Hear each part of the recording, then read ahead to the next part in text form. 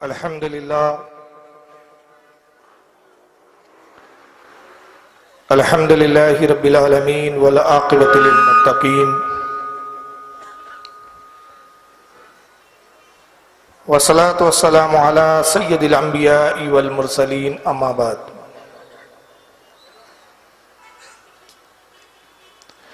क़ाल अल्लाहु तबारक व तआला फ़िल क़ुरानिल मजीद वल फ़ुरक़ानिल हमीद इन्नमा यख्शल्लाह मिन इबादिही उलमा। सदक़ल्लाहुल अज़ीम। सदक़ा सादिक़ुल मस्दूक़ अलैहि सलातो व तस्लीम। इन्नल्लाह व मलाइकतहु युसल्लूना अलन नबी या अय्युहल्लज़ीना आमनू सल्लु अलैहि व सल्लिमू तस्लीमा। अल्लाहुम्मा सल्लि अला सय्यिदिना मौलाना शफीअना व हबीबना व तबीबना व नबियना व मौलाना मुहम्मदिन व अला आलिहि व अस्हाबिहि व अहले बैतिहि व ज़ुर्रिय्यतिहि व बारिक वसल्लिम। सलातु वस्सलामु अलैका या रसूलुल्लाहि सल्लल्लाहु तबारक व तआला अलैहि वसल्लम। वादी रजा की कोहे हिमाला रजा का है, वादी रजा की कोहे हिमाला रजा का है, जिस समत देखिए वो इलाका रजा का है। पिछलों ने तो लिखा बहुत इल्म दीन पर, पिछलों ने तो लिखा बहुत इल्म दीन पर, जो कुछ है इस सदी में वो तन्हा रजा का है। सबसे पहले तो मैं इमाम अहमद रजा मोमिन के तमाम अराकीन और इस तंजीम के जितने भी माविरीन हैं या इसके ताल्लुक़ रखने वाले हजरात हैं, सबको आज के जलसे की मैं मुबारकबाद पेश करता हूं और साथ ही इंतहाई खुलूस के साथ और मोहब्बत के साथ उनका शुक्रिया अदा करता हूं कि हकीर को इस लायक समझा कि किसी एजाज से नवाजा जाए। ये अलग बात है कि मैं अपने आप को इस लायक समझता नहीं हूं। आदमी को अपनी हैसियत को पता होती है, मालूम होती है, लेकिन बहरहाल ये मुहिब्बाने हमारे मुहिब्बीन हैं या वो मुखलिसीन हजरात है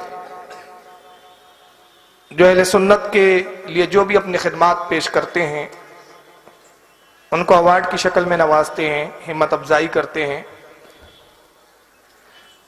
मैं उनका नहायत ही ममनून और मशकूर हूँ और साथ ही अल्लाह की बारगाह में दुआगो हूँ कि खालिक कायनात जो उन्होंने मुझे समझा, हालांकि मैं हूं नहीं, रब तबारक व तआला उनके गुमान को दुरुस्त साबित फरमाए। और साथ ही दुआ करता हूं कि अल्लाह रब्बुल इज्जत इस तंजीम के तमाम अराकीन से इसी तरह दीन और सुन्नियत का काम लेता रहे। अल्लाह ताला इन्हें दीन और दुनिया की बेहतरियां अता फरमाए। साथ ही इस वक्त मस्जिद रसूल पर जितने उलमा अहले सुन्नत रौनक अफरोज है, जलवा अफरोज है, उन सब का भी नहायत ही ममनून और मशकूर हूँ कि उन्होंने अपने कीमती औकात में से कुछ घड़ियाँ आज के जलसे के लिए अता फरमाई। अल्लाह ताला हमारे इन उलमा अहले सुन्नत की उम्र में, इल्म में, रिज़्क़ में खैर व बरकत अता फरमाए। वक्त की ताखीर के लिए सबसे पहले मैं आपसे माजरत खा हूँ क्योंकि कल रात से कुछ ऐसे नागुफ्ता बई हालात मेरे साथ पेश आए कि जिसकी वजह से मेरा यहाँ आना भी मुमकिन नहीं था, बल्कि समझ लीजिए कि 99% आना कैंसिल हो गया था। बहरहाल वो जलसे में सब चीजें बताने की जरूरत भी नहीं है। बहरहाल ये आपकी मोहब्बत थी और इनका जज्बा था इमाम अहमद रज़ा मोमिन का कि जो आपके रूबरू मुझे इन्होंने कर दिया, इसलिए काफी ताखीर हुई और ताखीर की वजह से जलसे की जो अभी नोयत है वो ऐसा है कि अब बहुत मुख्तसर वक्त में बहुत कुछ कहना है। हालांकि आज के जलसे के लिए मेरा इरादा ये था कि अगर 9 बजे मैं बैठ जाऊं या 9:30 बजे, लेकिन मैं पहुंचा ही हूं, अभी हूं। तो इरादा था कि काफ़ी गुफ्तगू करूं और काफ़ी चीज़ें आला हज़रत के ताल्लुक़ से बयान करूं, लेकिन अफसोस कि जो मैंने सोचा था वैसा नहीं हो पाया है। बहरहाल जो भी घड़ियां मिली है गनीमत है। अल्लाह ताला हमारे जज्बे को, हमारी इन खिदमात को, हमारे कहने और सुनने को अपनी बारगाह में कबूल फरमाए। तो बेजा ना हूँ सफ़रुल मुज़फ़्फ़र का, क्योंकि जैसी सफ़र की इब्तिदा होती है पूरी दुनिया में आला हज़रत को याद करने का सिलसिला शुरू हो जाता है। लेकिन इससे पहले कि मैं आला हज़रत के ताल्लुक़ से कुछ अर्ज़ करूँ, मैं एक बात अर्ज़ करना चाहता हूँ। आला हज़रत फ़ाज़िल बरेलवी वो ज़ात है कि जिनका जिक्र या जिनकी फजीलत का तस्करा हदीस पाक में। अब देखिए, आपने तो जज्बात में सुभान अल्लाह कह दिया, लेकिन अगर यहाँ गैर मुक़ल्लिदीन सुन रहे होंगे तो कान खड़े हो गए होंगे उनके, और वो सोच रहे होंगे देखो यार बरेलवी लोग कितना मुबालगा करते हैं। 1400 साल के बाद आला हज़रत पैदा हो रहे हैं और ये कह रहे हदीस में जिक्र है। वाह! हम कहते बेशक उसके लिए निगाहें चाहिए, बसीरत चाहिए, और जब इंसान बसीरत, निगाहों और मोहब्बत और इश्क में डूब कर देखता है तो उसको अपने रसूल के कलमात में अपने बुजुर्गों पेशवा के तस्करे नजर आते हैं। अब इन्हें अपने बुजुर्गों के इसलिए नजर नहीं आएंगे कि इनके बुजुर्ग उस लायक है ही नहीं कि हम जिक्र करें, तो फिर रसूलुल्लाह क्या जिक्र करें इनका। लेकिन अल्लाह का फजल है कि हमारे बुजुर्गान दीन वो है कि जिनका जिक्र हम तो करते ही हैं, बल्कि फरिश्ते भी करते, और सिर्फ फरिश्ते नहीं बल्कि अल्लाह के रसूल ने भी जिक्र किया और रब तबारक व तआला भी जिक्र फरमाता। तो मैं ये अर्ज कर रहा हूं कि आला हज़रत का जिक्र हदीस में, उनकी फजीलत हदीस में है। अब ये अलग बात है कि नाम के साथ तो नहीं है, लेकिन अगर बसीरत की आंखें हो, मोहब्बत की निगाहें हो, तो उसमें आपको आला हज़रत की जात नजर आएंगी। आइए पहली हदीस मैं आपके सामने पेश कर रहा हूं, बल्कि दिखा भी देता हूं, इसलिए कि मेरा काम बताना ही नहीं, दिखाना भी होता है। अगर ये आपको मॉनिटर पे दिखी हो तो ये कंजुल उम्माल है, हदीस की किताब। भाई ये आ रहा नहीं है क्या? इधर मॉनिटर पे नहीं आ रहा है। अच्छा, ये घुमाएंगे तो आएगा। कंजुल उम्माल हदीस की कई जिल्दों में एक किताब मिलती है, मौजूद है, पढ़ी या पढ़ाई जाती है। इमाम हुस्सामुद्दीन हिंदी ने इसको जमा किया, हदीस रसूलों को। इसमें सैकड़ों हदीसें, कई हजार हदीसें हैं। इसकी जिल्द नंबर 10 है जो आपके सामने है। सफा नंबर इसका 229 है और हदीस नंबर है 29209। साहिब कंजुल उम्माल कहते हैं, आइए, उन्होंने सनद बाद में लिखी है, डायरेक्ट हदीस शुरू कर दी। 29209 की हदीस है, मगर मैं सनद के साथ, क्योंकि सनद आखिरी में लिखी, मैं शुरू से पढ़ता हूं ताकि हदीस को समझने में आपको आसानी हो। यह अनिल हसन इब्ने अली रदी अल्लाह तआला अन्हु, अनिल हसन इब्ने अली रदी अल्लाह तआला अन्हु, हजरत हसन इब्ने अली रदी अल्लाह तआला अन्हु से रिवायत है। हजरत इमाम हसन सब जानते हैं कि रसूलुल्लाह के नवासे हैं, शहजादे रसूल से यह रिवायत मरवी है। काला काला रसूलुल्लाह सल्लल्लाहु अलैहि वसल्लम, अल्लाह के रसूल सल्लल्लाहु अलैहि वसल्लम की हदीस इमाम हसन रज़ी अल्लाह ताला अन्हु नकल करते फरमाते हैं कि अल्लाह के रसूल सल्लल्लाहु अलैहि वसल्लम के अल्फाज है, रहमतुल्लाहि अला खुलफाई। आका ने फरमाया कि अल्लाह की रहमत हो मेरे खुलफा पर, मेरे नायबों पर। अल्लाह की रहमत हो मेरे जो नायबीन हैं, जो मेरे खुलफा होंगे उन पर अल्लाह की। सरकार ने दुआ की सलासा मर्रात।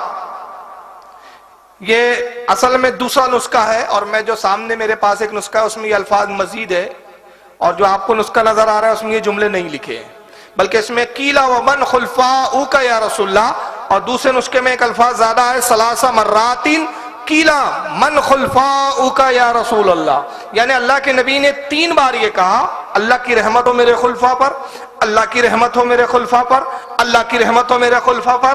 तो पूछा गया, साहबा ने अर्ज किया कि या रसूलल्लाह आपके खुलफा कौन है, आपके नाइबीन कौन है?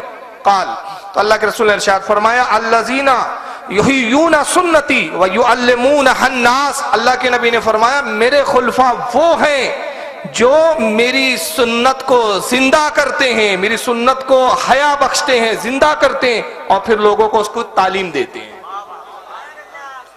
सुन्नत को जिंदा करना और लोगों तक उसको पहुंचा देना, यह काम होता है मुजद्दिद का। चूंकि आला हजरत फाजिल बरेलवी अपने सदी के मुजद्दिद है, इसलिए मैं अर्ज कर रहा हूं कि यहां आला हजरत का भी गोया जिक्र इस हदीस में आ गया है। क्योंकि जब नबी कह रहे अल्लाह की रहमत हो मेरे खुलफा पर, तो गोया निगाहें मुस्तफा देख रही है कि पहले मुजद्दिद से लेकर कयामत तक जितने मुजद्दिदीन आएंगे सब मेरे खुलफा है, और आका अपने सारे खुलफाओं को जानते हैं, इसलिए उनके लिए रहमत की दुआ कर रहे हैं। तो इस फेरिस्ट में मुजद्दिदीन की जो फेरिस्ट है, इसमें आला हजरत फाजिल बरेलवी की भी जात है। गोया रसूलुल्लाह की निगाह में आला हजरत भी थे। और फिर इस हदीस को कंजुल उम्माल के अलावा और भी लोगों ने लिखा है, जैसे मसलन इमाम इब्न असाकिर ने तारीख दमिश्कुल कबीर के अंदर जिल्द 1 सफ़ा 61 पे लिखा। इमाम इब्न अब्दुल बर ने जामे बयानुल इल्म व फज़लिही जिल्द 1 सफ़ा 46 पर लिखा, और इमाम फखरुद्दीन राजी ने तफसीर कबीर के अंदर जिल्द 1 सफ़ा 275 पर लिखा। आइए एक और फजीलत मुजद्दिद के बारे में हदीस से सुने। यह हदीस का ताल्लुक भी मुजद्दिद से है। यह हदीस की किताब है सुनाने दारमी, और दारमी शरीफ जो है ये बड़ी मोतबर हदीस की किताब है।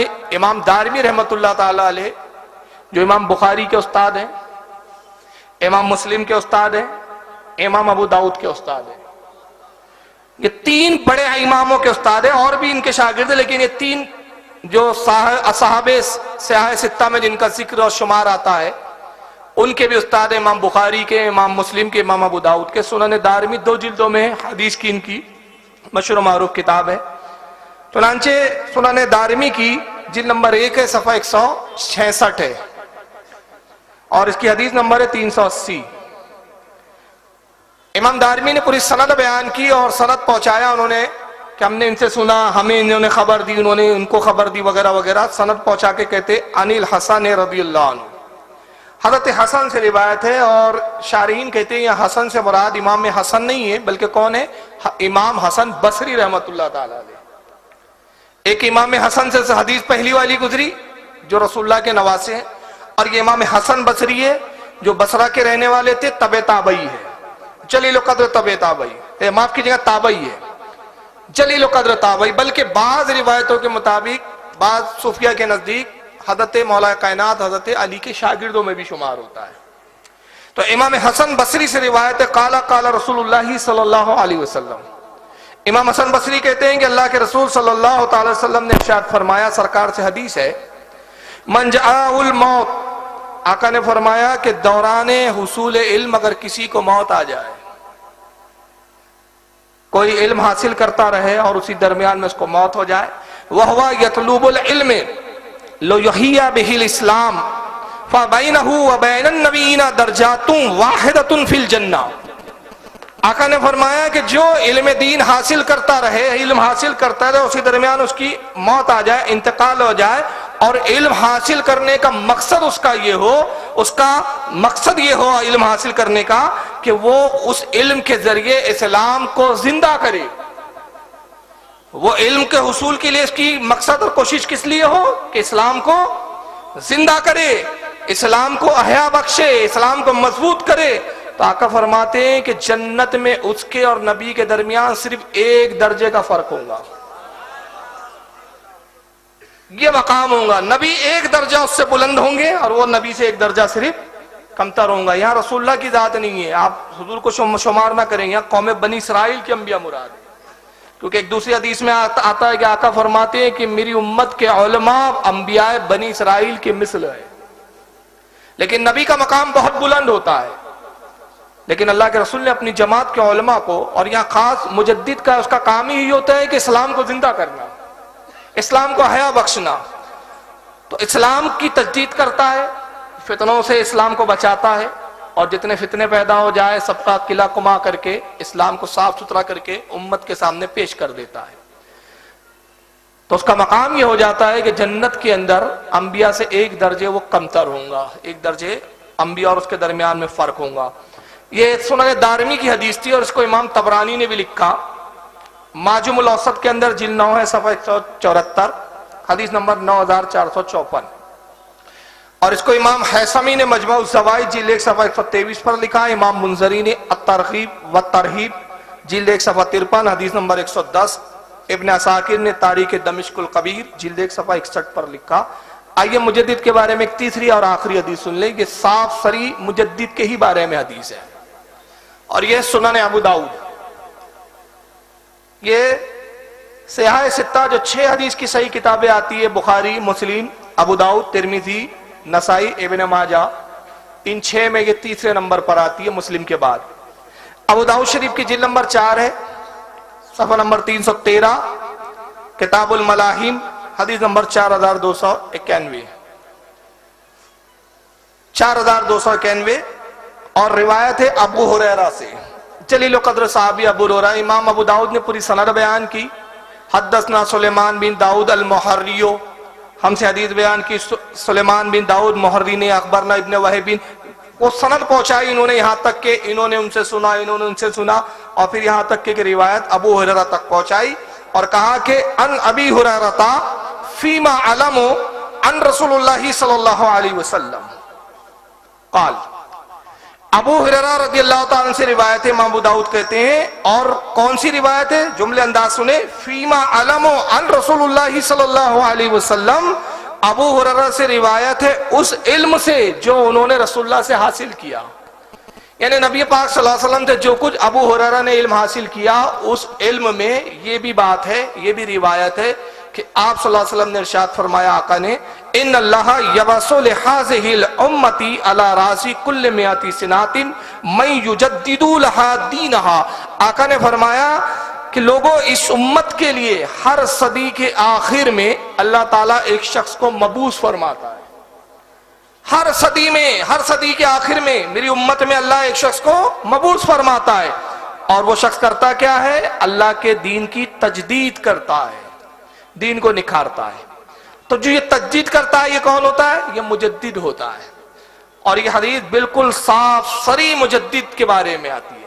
हर सदी के आखिर में एक मुजद्दिद पैदा होता है, और इसमें एक खास लफ्ज है, इन्नल्लाह यबसु, बेशक अल्लाह उसको मबूस करता है। यानी इस बात से पता चल गया कि आप और हम किसी को मुजद्दिद नहीं बनाते, बल्कि रब तबारक व तआला का फضل जिस पर होता है वो मुजद्दिद बनता है, क्योंकि अल्लाह उसको मबूस फरमाता है, और जिसको मबूस फरमाता है वो दीन को निखार कर पेश कर देता है। इस हदीस को इमाम अबू दाऊद के अलावा इमाम हाकिम ने भी लिखा है अल मुस्तदरक के अंदर, और इसको इमाम तबरानी ने भी माजुमुल औसत में लिखा। मैं हदीस और सफ़े नंबर अभी छोड़ दे रहा हूं वक्त बचाने के लिए। इमाम दैलमी ने मस्नदुल फिरदौस में लाया, इमाम इब्न असाकिर ने तारीख दमिश्कुल कबीर में लिखा, खतीब बगदादी ने तारीख बगदाद के अंदर लाया, इब्न अदी ने अल कामिल में, इमाम अबू नुआइम ने हिलियतुल औलिया में, इमाम जलालुद्दीन सयूती ने जामिउस सगीर में, और इमाम इब्न बज़्ज़ार ने अल मुस्नद के अंदर। ये मैंने 3 हदीसें आपके सामने पेश की जो मुजद्दिद की तारीफ है, उसमें मुजद्दिद की औसाफ है, मुजद्दिद की शान है। और चूंकि आला हजरत फादिल बरेलवी सदी के मुजद्दिद है, इसलिए मैंने अर्ज किया कि आला हजरत का जिक्र भी गोया इस हदीस के तहत आ जाता है। आला हजरत फादिल बरेलवी का जहां तक ताल्लुक है, उनके आबा और अजदाद, उसका ताल्लुक यहां से नहीं हिंदुस्तान से बल्कि कंधार से है। उनके आबा और अजदाद कंधार थे, खानदानी या नसबी एतबार से पठान थे आला हजरत, कबीले बड़हिच या बड़हच, इससे आपका ताल्लुक है। मुगलिया अहद के अंदर यह खानदान हिंदुस्तान आता है। आला हजरत के खानदान में सिपाहगिरी का पेशा था, मतलब फौज में थे, मगर आपके दादा से फिर यह मामला पलटा और हजरत आला हजरत फादिल बरेलवी के दादा हजरत अल्लामा रजा अली खां ये इल्म की तरफ राग़िब हुए, और वहां से फिर इस खानदान में इल्म और इल्म की खिदमत का एक नया दौर शुरू होता है। वालिद का नाम हजरत अल्लामा नकी अली खां रहमत और रिजवान। आला हजरत की विलादत 10 शव्वाल 1272 हिजरी को बरेली शरीफ में हुई, महल्ला जसूली, और अंग्रेजी तारीख के एतबार से 14 जून 1856। आला हजरत फादिल बरेलवी की जो तारीख विलादत है, आला हजरत ने खुद कुरान अजीम की एक आयत करीमा से उसके आदाद निकाले हैं। कुरान अजीम की आयत करीमा जो सूरह मुजादला पारा 28 और आयत नंबर 22 है आखिरी सूरह मुजादला की आखिरी आयत, उसके जो अदद है 1272, वही अदद है आला हजरत की तारीख विलादत के। और आयत करीमा क्या है? गोया आला हजरत रदियल्लाहु ताला अन्हु इस आयत के मुज़दाक नजर आते हैं। अल्लाह इरशाद फरमाता है उलाइका कतबा फी कुलूबिहिमुल ईमान व अय्यदहुम बिरूहिम मिन्ह। अल्लाह फरमाते ये वो लोग हैं जिनके दिलों पर अल्लाह ने ईमान को नक्श कर दिया है और जिब्रील को इनका मददगार बना दिया, रूह कुद्स को, पाक रूह को, यानी जिब्रील मुराद है यहाँ, इनका मददगार कर दिया। इस आयत के जो अदद है वो है 1272 और वही तारीख है, सन विलादत है आला हज़रत का 1272 हिजरी। आला हज़रत फाजिल बरेलवी का मुख्तसर सा मैं एक तारुफ पेश कर रहा हूं, उसके बाद असल मौजू की तरफ आऊंगा। 4 साल की जब आला हज़रत फाजिल बरेलवी की उम्र होती है तो 4 साल की उम्र में कुरान करीम नाजरा अपने खत्म फरमाया और 3.5 साल की जब उम्र थी आला हज़रत की तो खुद आप अपना वाक़या बयान करते हैं, जिसको हयात आला हज़रत में आप ही के खलीफा और आपके शागिर्द हज़रत अल्लामा ज़फ़रुद्दीन बिहारी अलैहि रहमतुर रिज़वान ने हयात आला हज़रत जिल्द नंबर 1 सफ़ा 106 पर बयान किया कि आला फरमाते मेरी उम्र कुछ 3.5 साल की थी, मैं अपने घर के सामने चबूतरे पे बैठा हुआ था। एक अरबी शख्स आए, घोड़े पे सवार थे, हिंदुस्तान के मालूम नहीं होते थे, हिंदुस्तानी नहीं थे, अरब के रहने वाले लगते थे। उन्होंने मुझे सलाम किया, मैंने जवाब दिया, फिर मुझसे अरबी में पूछा क्या तुम रजा अली के बेटे हो, दापोते हो? मैंने कहा जी। कहा क्या नकी अली खां के साहबजादे हो? मैंने कहा हाँ। और फिर उसके बाद उन्होंने सवाल शुरू किया, मैं जवाब देता रहा। फरमाते 45 मिनट वो अरबी में मुझसे गुफ्तगू करते रहे, 45 मिनट में उनको अरबी में जवाब देता रहा। 3.5 साल की उम्र में आला हज़रत फाजिल बरेलवी के इल्म का यह आलम था। 4 साल में तो कुरान करीम नाजरा खत्म किया, मगर कुरान अजीम की नाजरा खत्म करने से पहले ही 3.5 साल की उम्र में अरबी जबान में गुफ्तगू फरमा रहे हैं। तो कहना पड़ेगा कि ये सीखा नहीं था बल्कि अल्लाह ने सिखाया था, ये इल्म लदुन्नी था जो हालत को अता किया गया। 3.5 साल की उम्र में मारे का बच्चा तो मम्मा हप्पा ये बोलता है, और आला हज़रत की शान यह है कि 3.5 साल में आप अरबी में गुफ्तगू करते हैं। 6 साल की जब आपकी उम्र हुई तो 6 साल की उम्र में जश्न ईद मिलादुन नबी के मौके पर 2.25 घंटे आपने मुसलसल तकरीर फरमाई। 8 साल की उम्र में पहली किताब लिखी। 8 साल की उम्र में शरा थी वो हिदायतुन नौ की, जो अरबी की ग्रामर की किताब है, नौ सर्फ नौ जो ग्रामर जिसको कहते हैं नौ, उस पर शरा लिखी। हालांकि ये इतनी मुश्किल किताब है कि आज भी मुदर्रिसीन जब दर्द देते हैं तो दर्द देने से पहले एक नजर उनको भी दौड़ाना पड़ता है। मगर 8 साल की उम्र में आला हज़रत फाजिल बरेलवी ने पहली बार मतलब जो है कलम उठाया और हिदायतुन नौ की शरा लिखी। 8 साल की उम्र में ही आपने पहला फतवा दिया। हालांकि ये फतवा बहैसियत मुफ्ती नहीं था, बाज़ाब्ता नहीं था। इसका वाक़या ये हयात आला हज़रत में अल्लामा ज़फ़रुद्दीन जिल्द 1 सफ़ा 123 पे फरमाते हैं कि उस ज़माने के एक बहुत बड़े आलिम थे, इनका नाम था मौलाना इरशाद रामपुरी, रामपुर के रहने वाले थे। उनका फतवा आया आला हज़रत के वालिद के पास तस्दीक के लिए कि आप भी इससे मुत्तफ़िक़ और दस्तखत कर दें।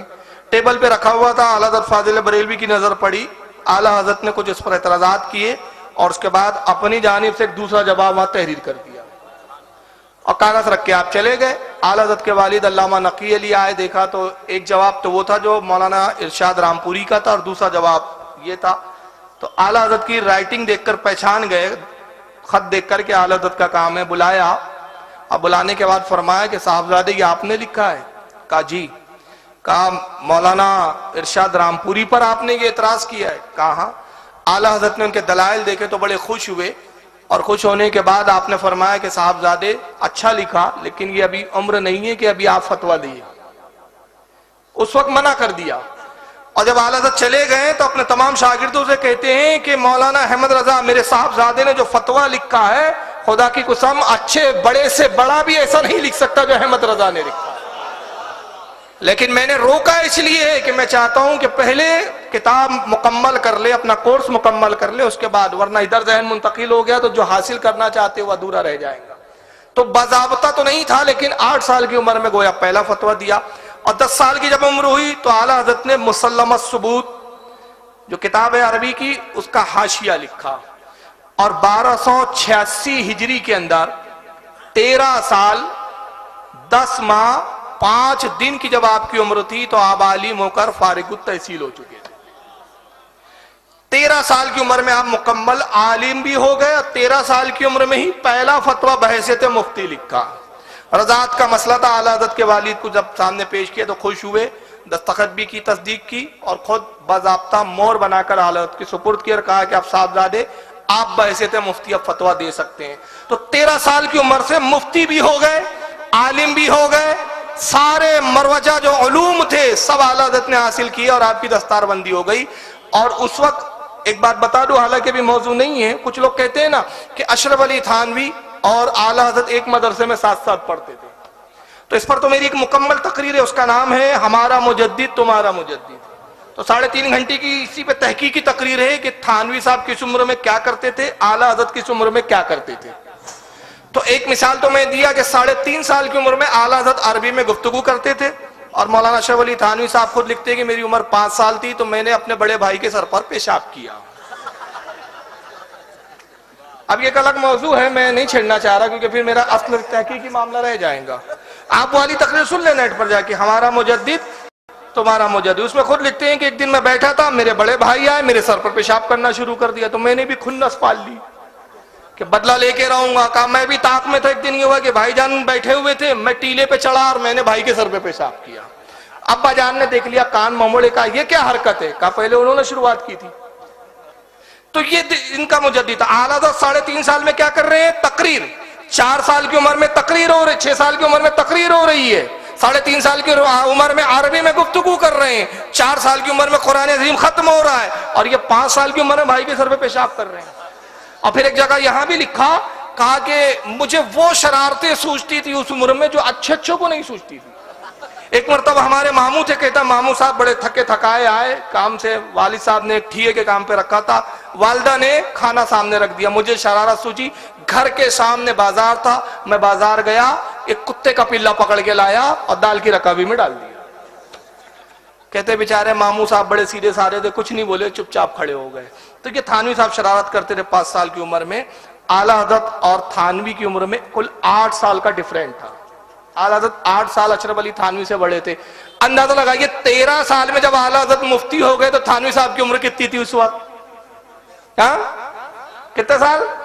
तो 5 साल में देवबंद के मदरसे कब गए? कि मदरसा नहीं गए थे, भाई के सर पे पेशाब कर रहे थे घर में।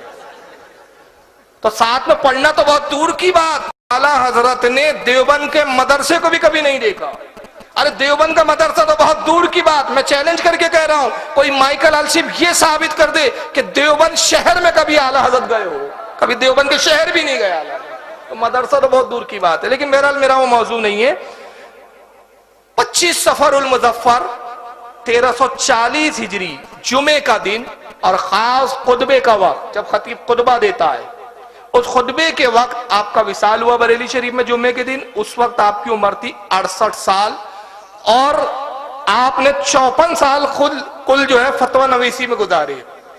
13 साल से अगर आप माइनस करें 68 में तो कितने निकलेंगे?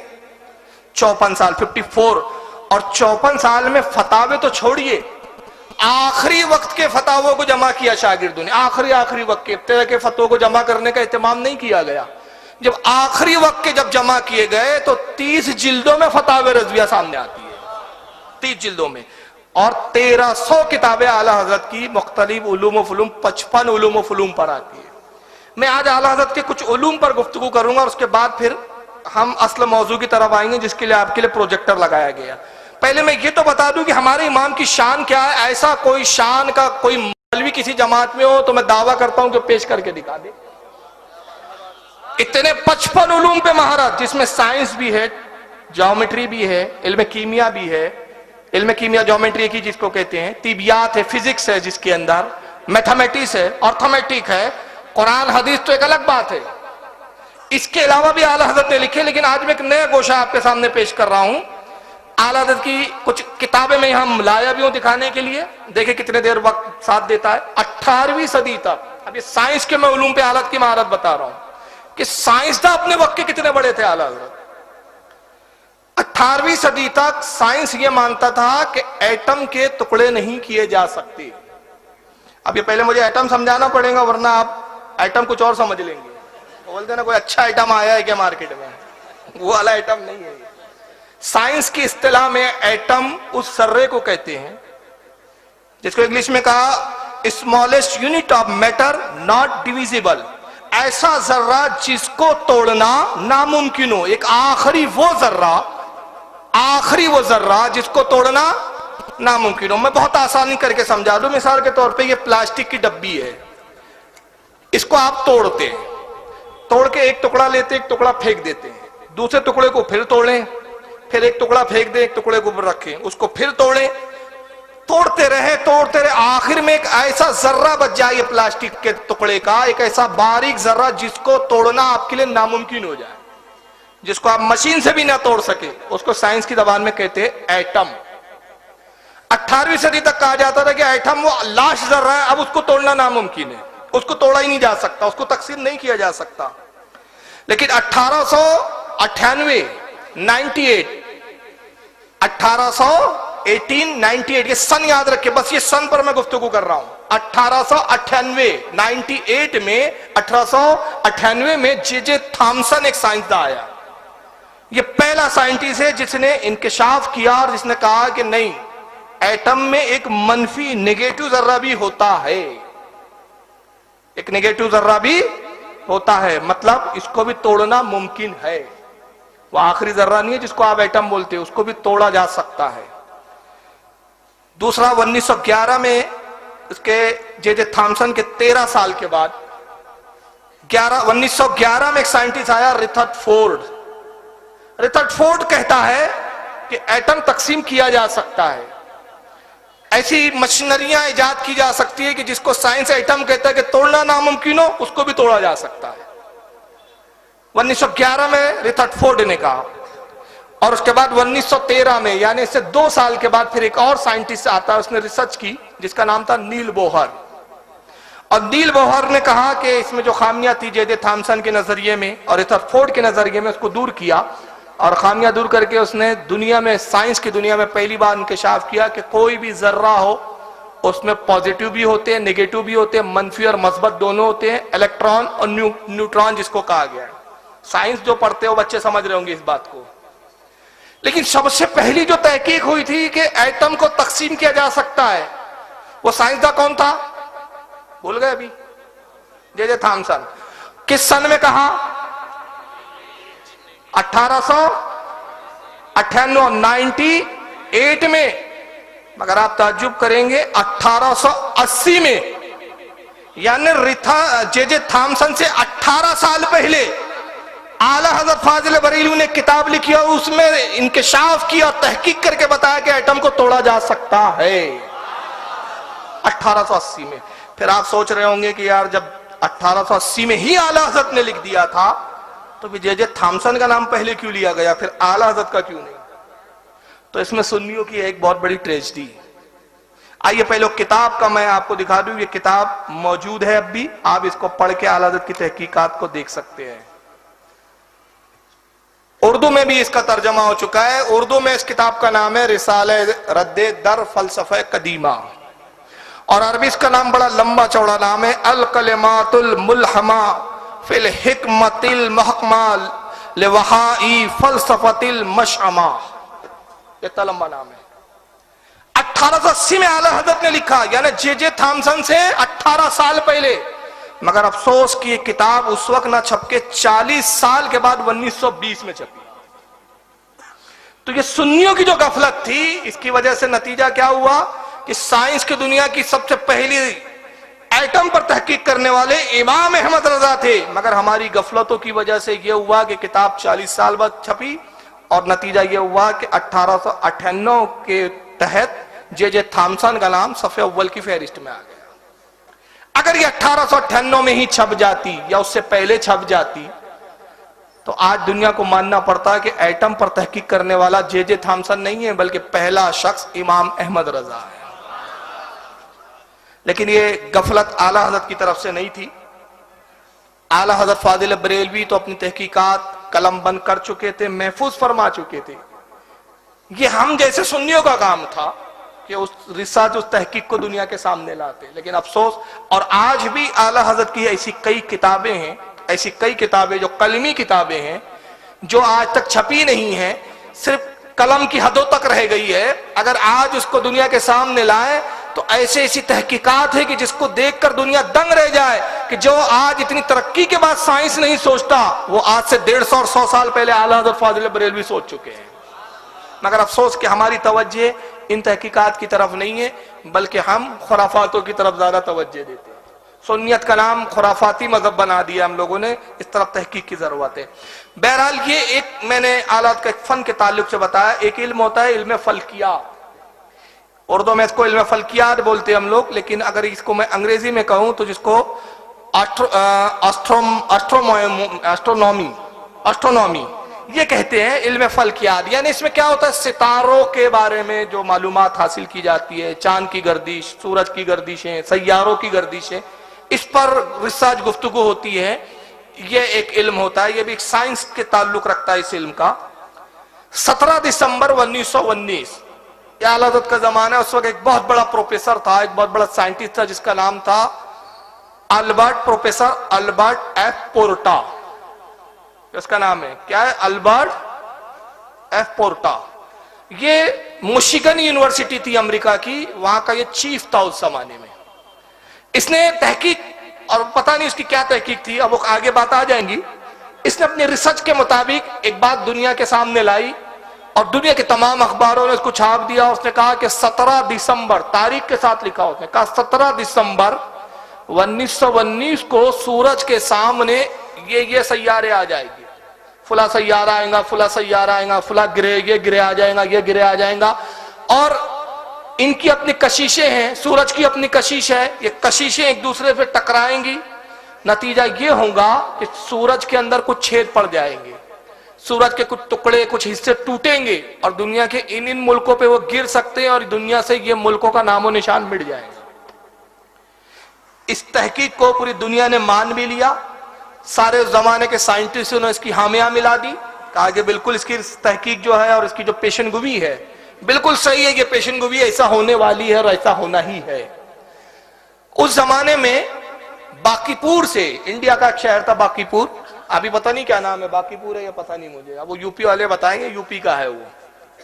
बाकीपुर से एक अखबार निकलता था, उसका नाम था एक्सप्रेस। इस अखबार में भी एक खबर छपी और ये अखबार किसी ने आला हज़रत फाजिल बरेलवी के सामने पेश किया और बताया कि प्रोफेसर अल्बर्ट एफ पोर्टा कहता है कि 17 दिसंबर 1919 को ये होने वाला है। अब पूरी दुनिया में खौफ का आलम था। तो आला हज़रत फाजिल बरेलवी का बरेली शरीफ से खुद अपना एक अखबार निकलता और उसका नाम था अल रज़ा, अपने ही नाम से वो जारी किया था। उसमें आला हज़रत ने किस्तवार एफ पोर्टा का रद्द किया और रद्द करके बताया कि एफ पोर्टा की पेशनगोई गलत है। वो कह रहा है 17 दिसंबर को ये सैयारे इन जगहों पर इन दर्जों में होंगे, ये गलत कहता है, बल्कि सैयारों की गर्दिशें उस वक्त इस तरह होंगी और इसका सूरज पे कोई असर नहीं पड़ने वाला और न सूरज के कोई अज्जा टूटेंगे, इस तरह का कोई कयामत दुनिया में नहीं आने वाली है। एफ पोर्टा की पेशनगोई गलत है। और ये एक जज्बाती बात नहीं थी, इस्लामी पॉइंट ऑफ व्यू से नहीं था, बल्कि साइंस की जबान में उसी के नजरिए का रद्द किया। अब जब अल रज़ा में किस्तवार छपा तो किसी ने वो सारी किस्तें, न्यूयॉर्क का एक पेपर था, न्यूयॉर्क टाइम्स, उसका नाम ही था न्यूयॉर्क टाइम्स, उसमें भेज दिया। उसने आला हज़रत की तहकीक को अंग्रेजी में ट्रांसलेशन किया, एफ पोर्टा की तहकीक और आला हज़रत की तहकीक साथ साथ छपने लगी। नतीजा यह हुआ कि उस जमाने के साइंसदानों ने आला हज़रत का मजाक उड़ाया, कहा कि साहब ये मौलवी साहब एफ पोर्टा का रद्द कर रहे हैं, इतने बड़े साइंसदान का ये रद्द करेंगे, ये मौलवी साहब, इनको क्या समझता है इस बारे में। मगर आप सब जानते हैं और आप अपने बुजुर्गों से पूछें, अगर कोई उस वक्त सुना हो आपने, मेरे ख्याल से उस वक्त के तो कोई जिंदा शायद बचे नहीं होंगे, 1919 की बात बता रहा हूं मैं, लेकिन आप तारीख का ही मुताला कर लीजिए। 17 दिसंबर आया, 17 दिसंबर को पूरी दुनिया के माहिर फल्कियात बड़ी बड़ी दूरबीनें लेके बैठे रहे कि क्या होता है, कब छेद होता है सूरज में, कब उसके अज्जा टूटते हैं। 17 दिसंबर जाने दीजिए, अभी 2015 लग गया, अब तक वो कयामत नहीं आई, अब तक वो कयामत। एफ पोर्टा की पेशनगोई गलत साबित हुई और 18 दिसंबर को न्यूयॉर्क टाइम जब छपा तो उसमें आला हज़रत फाजिल बरेलवी की तारीफ की गई थी और कहा गया था कि हम इन्हें तो मौलाना समझ रहे थे, मगर जो इन्होंने पेशन गोई की थी और सैयारों की गर्दिशें, उनकी हरकतों के बारे में जो कहा और जो जो सैयारों के दर्जे बताए थे, उस तारीख को 17 दिसंबर को सैयारे वहीं पर मौजूद थे। अब वो किताब कौन सी है? वो छप चुकी है, मार्केट में मौजूद है, आप चाहे तो ले सकते हैं। फिलहाल अगर आपको अलग ना मिले तो फतावा रज़विया शरीफ के अंदर ये आपको मिल जाएंगी। फतावा रज़विया के अंदर ये रिसाला वो किताब मौजूद है, इसका नाम है मुईन मुबीन बहरे दौरे शम्स व सुकून व जमीन। ये है वो रिसाला जो एफ पोटा की उस पेशन गोई के खिलाफ है और आला ने पूरी साइंटिफिक दलीलें दी है इसमें कि एफ पोटा की पेशन गोई में क्या खामियां है। और एक बड़ी मजेदार बात देखिए, कितनी दलीलों से उसका रद्द किया पता है आपको? 17। तो मैं सोचने लगा 17 ही क्यों, तो मेरा ख्याल है कि उसने कहा था 17 दिसंबर। ताला ने कहा तेरे 17 दिसंबर को 17 दलीलों से काटूंगा। और मेरा इश्क कहता है कि अगर वो 30 दिसंबर बोल देता तो आला हज़रत में 30 ही दलीलें देते, लेकिन उसने 17 बोला तो 17 ही दलीलों से रद्द कर दिया। और वो आज रिसाला आप पढ़े, फतह रज़विया में मौजूद है, अलग से भी मिलता है, तो आपकी रूह खुश हो जाएंगी, आपका दिल खुश हो जाएगा और आप देखेंगे कि आला हज़रत अपने वक्त के कितने बड़े साइंटिस्ट है। आइए एक नजरिया बताऊं जमीन की गर्दिश के ताल्लुक से। फीसागोरस, जिसको अंग्रेजी में पैथागोरस कहते हैं और हमारे उर्दू बोलने वाले इसको फीसागोरस बोलते हैं, अंग्रेजी में पैथागोरस। इसके बहुत सारे अर्थमेटिक के वो उसूल है जो पढ़ाए जाते हैं, जो तलबा पढ़ते हैं साइंस, उनको पता है कि क्या क्या उसके उसूल है। फीसागोरस पहला साइंटिस्ट है जो कहता है कि जमीन गर्दिश करती है। फीसागोरस से पहले दुनिया में कोई नहीं कहने वाला था कि जमीन गर्दिश करती है। आज भी यही माना जाता है कि जमीन जो है गर्दिश करती है, गर्दिश घूमती है, सूरज के इर्द गिर्द घूमती है और जमीन के इर्द गिर्द चांद घूमता है। फीसागोरस ने जब ये पेशन गोई की तो उस जमाने में चर्च ने उसको इस बात पर सजा दी। चर्च ईसाइयों का जो धार्मिक स्थल होता है उनका, वजह ये थी कि बाइबल में भी लिखा है जमीन नहीं घूमती, हिंदू के जितने ग्रंथ है उसमें भी लिखा है कि जमीन नहीं घूमती। तो गोया उनके नजदीक इसने धर्म के खिलाफ, मजहब के खिलाफ, ईसाइयत के खिलाफ एक उसूल और बात बयान की। चर्च ने उसको सजा सुनाई और फीसागोरस को उस जमाने में मौत की सजा दी गई थी। अब उसका जब अंजाम लोगों ने देखा तो उसके बाद किसी भी साइंसदान ने यह कहने की जुर्रत और हिम्मत ही नहीं की कि जमीन गर्दिश करती है। लेकिन 1880 के अंदर फीसागोरस से कुछ पहले, फीसागोरस के कुछ बाद, माफ कीजिएगा, फीसागोरस बहुत कदीम साइंटिस्ट है। उसके बाद प्रोफेसर कापर मैक्स एक साइंटिस्ट आया और प्रोफेसर कापर मैक्स ने फिर हिम्मत करके कहा कि नहीं, फीसागोरस का जो नजरिया पैथागोरस का वो सही है, जमीन गर्दिश ही करती है। तो लोगों ने उसको कुछ तवज्जो दी, कुछ लोगों ने सुना, कुछ लोगों ने माना, कुछ ने नहीं माना, मगर उसको फिलहाल सजा तो नहीं दी गई। कहा कि भाई एक को तो सजा दे चुके हैं, अब ऐसे बोलने वाले बहुत पैदा होंगे, किस किस को हम सजा देंगे। उसको तंबी की गई, डांट डपट करके उसको खामोश करा दिया गया। लेकिन 1880 के अंदर फिर एक बहुत बड़ा मशहूर साइंसदान आया जिसका नाम है प्रोफेसर आइंस्टाइन। आइंस्टाइन ने भी कुछ तजुर्बात से और कुछ दलीलों से बात की और दलीलों को पेश करके कहा कि जमीन घूमती है, गर्दिश करती है और फी सेकंड इसकी रफ्तार ये है और वो है। पूरी दुनिया भर की उसने तहकीकात पेश की। उस जमाने में आला हज़रत के एक शागिर्द थे, वो आलिम भी थे और अपने वक्त के बहुत बड़े माहिर साइंस भी थे। उनका नाम था मौलवी हाकिम अली साहब, लाहौर के रहने वाले थे। आला हज़रत को उन्होंने खत लिखा और यह खत फतावा रज़विया की 27वीं जिल्द के अंदर मौजूद है। और खत लिख के कहते हैं कि हुजूर, आला के मुरीद भी थे, कहा हुजूर प्रोफेसर आइंस्टाइन ने कहा कि जमीन घूम रही है और पूरी दुनिया के साइंसदानों ने इस बात को कबूल कर लिया है, तो आप भी इसको कबूल करें और कुरानी आयतों से और हदीसों से फौरन कुछ ताईद में ऐसी चीजें लिखकर सामने लाएं जिससे हम साइंसदानों को दिखा सके कि जिसके बारे में तुम आज कह रहे हो इस बारे में कुरान 1400 साल पहले बता चुका है, तो आप हमारे साथ मुत्तफिक हो जाइए। और उन्होंने जुमला लिखा कि हुजूर आप मेरे साथ मुत्तफिक हो जाए क्योंकि मैं भी मानता हूं कि जमीन गर्दिश कर रही है। तो फतह रज़विया की 27वीं जिल्द जो अभी मौजूदा नई 30 जिल्दों में आई है और उसका सफा 227, उस पर आला हज़रत ने जवाब क्या दिया सुन लीजिए। क्योंकि इस्लाम का नजरिया यह है कि जमीन गर्दिश नहीं करती बल्कि ठहरी हुई है, ये इस्लाम का नजरिया है। और इसके ताल्लुक से कुरान में बहुत सारी आयतें हैं, हदीस भी मौजूद है। तो आला हजरत ने उनके लिए पूरा रिसाला लिखा मुस्तकिल। वो 27वीं जिल्द में रिसाला मौजूद है, ये फतह रज़वी की 27वीं जिल्द, और रिसाले का नाम है नुज़ूल आयाती फुरकान बसुकून व ज़मीन व आसमान। इसमें कुरान की दलाइल दिए, हदीसें नकल कर दी, तफासिर नकल की, और उनको फरमाया, उनसे फरमाया कि देखो इसको पढ़िए आप। कुरान कहता है कि जमीन घूमती नहीं है, हदीसें बताती है कि जमीन गर्दिश नहीं करती, तफासिर कहते हैं कि जमीन गर्दिश नहीं करती बल्कि साकी ने रुकी हुई है। और आप कहते हैं कि मैं अगर आपसे मुत्तफिक हो जाऊं तो साइंस मुसलमान हो जाएंगी, साइंसदान देखेंगे तो बड़े मुतासिर होंगे और इस्लाम ले आएंगे कि देखो साहब कुरान तो 1400 साल पहले कह चुका है। मगर हालत की सोच देखिए कितनी आला दर्जे की सोच है, जहां हमारे जहन नहीं जाते वहां हालत का जहन जाता है। कहा मेरे अजीज, साइंस यूं मुसलमान ना होंगी कि जितने मसाइल में साइंस को इस्लाम से इख्तलाफ है हम हर मसले को साइंस के मुताबिक मोड़ते जाए। तो हुआ ये कि इस्लाम साइंस ने कबूल नहीं किया बल्कि इस्लाम ने साइंस कबूल कर लिया। बात समझ में आ रही है? जुमला नहीं समझ में आया? चलिए थोड़ा सा आसान करता हूं। भाई साइंसदानों ने एक बात कही, मिसाल के तौर पर साइंसदान कहते इंसान बंदर था, कुरान कहता नहीं इंसान को हमने हसीन और जमील चेहरे पर पैदा किया। अब साइंस को अगर समझाने बैठे आप तो आप भी कहे नहीं हजरत आदम माज़ल्ला समझाने के लिए कह रहा हूं, हजरत आदम जो थे उनकी शक्ल अच्छी नहीं थी। तो हुआ यह कि आपने साइंस को मुसलमान नहीं किया बल्कि इस्लाम ने साइंस कबूल कर लिया। बल्कि होना यह चाहिए, हालत फरमाते कि जितने मामलात में जितने मसाइल में साइंस को इख्तलाफ है इस्लाम से, वहां पर इस्लाम के नजरिए की तहकीक करके इस्लाम के नजरिए को उजागर कीजिए, तब साइंस मुसलमान होंगी। और उसके बाद आला हज़रत ने फिर एक किताब लिखी पूरी। एक किताब तो वो लिखी जो मैंने आपको दिखाया, जिसका नाम था नुज़ूल आयाती फुरकान बसुकून ज़मीन आसमान। और दूसरी किताब लिखी जिसमें साइंटिफिक दलीलों से साबित किया, इसमें कुरान और हदीस कुछ भी नहीं है, सिर्फ साइंटिफिक दलीलों से साबित किया और कहा कि जमीन रुकी हुई है।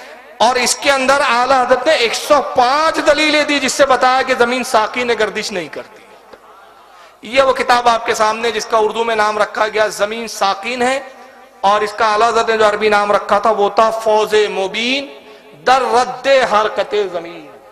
ये अभी मौजूद है, मिल चुका, ये आपको मिल जाएगा, ये मेरे सामने मौजूद है। इसके अंदर 105 दलीलें दी आला हज़रत ने, और ये रिसाला अब अंग्रेजी में भी छप चुका है। यह है अंग्रेजी में, जिसका तर्जमा प्रोफेसर अबरार हुसैन साहब ने, अल्लामा इकबाल ओपन यूनिवर्सिटी के, उन्होंने एक अंग्रेजी तर्जमा किया, 2 तर्जुमे हुए हैं, और एक दूसरा अब्दुल हमीद साहब जो हैं इन्होंने किया है उर्दू से अंग्रेजी में तर्जमा, जिसका नाम है a fire success reporting motion of earth. ये अंग्रेजी में भी आ चुकी है। बहरहाल अभी मैं कुछ चीजें इस पर बताना चाह रहा हूं। साइंस ये मानता है कि कोई भी चीज जब गर्दिश करती है, कोई भी सैयारा, तो उसमें 2 ताकतें कुव्वतें होती है, एक जाज़बियत की और एक नाफरियत की। जाज़बियत यानी कशिश खींचने की सलाहियत, और एक नाफरियत यानी फेंकने की भगाने की, जिसको इंग्लिश में कहते हैं अट्रैक्शन फोर्टेशन। जब तक ये चीज ना मानी जाए, जाज़बियत यानी खींचने की ताकत और फेंकने की ताकत, तब तक कोई चीज गर्दिश में नहीं आ सकती। आला हज़रत ने 50 दलीलों से जाज़बियत का पहले रद्द किया। कहा कि सैयारों में जो कशिश आप साबित करते हो जमीन के अंदर और उस कशिश की बुनियाद पर गर्दिश मानते हैं, तो 50 दलीलों से रद्द किया। कहा कि जमीन में कशिश नहीं है, ग्रेविटी नहीं है जमीन में। साइंस ग्रेविटी को मानता है, आला हज़रत ग्रेविटी को नहीं मानते। और नाफरियत यानी फेंकने की सलाहियत, उसका 12 दलीलों से रद्द किया। और हरकत जमीन पर 43, कुल 105 दलीलों से आला हज़रत ने साबित किया कि जमीन नहीं घूमती। आला हज़रत के बहुत बाद, तकरीबन 15 से 20 साल के बाद, सर सैयद अहमद खान साहब है, जिनको आप भी जानते होंगे, इन्होंने भी एक किताब लिखी, और इनका भी नजरिया यह है सर सैयद साहब का कि जमीन गर्दिश नहीं करती। और उन्होंने इस किताब का नाम रखा कौले मतीन दर इब्ताले हरकते जमीन। मगर आला हज़रत की खासियत यह है कि आला हज़रत पहले शख्स है जो कह रहे हैं कि जमीन रुकी हुई है, गर्दिश नहीं करती, जिस वक्त सारी दुनिया जमीन की गर्दिश को तस्लीम कर चुकी थी। और दूसरा, आला हजरत ने फौज मोबिन में जितने दलाइल 105 दिए सब साइंटिफिक दलीलें दी, कुरान और हदीस से नहीं, इसलिए कि बात साइंसदानों को समझाना है। साइंसदान कुरान और हदीस नहीं मानेंगे जब तक उनके मिजाज के हिसाब से दलाइल से बात ना की जाए। और सर सैयद साहब ने क्या है, कुरान और हदीस की बात की।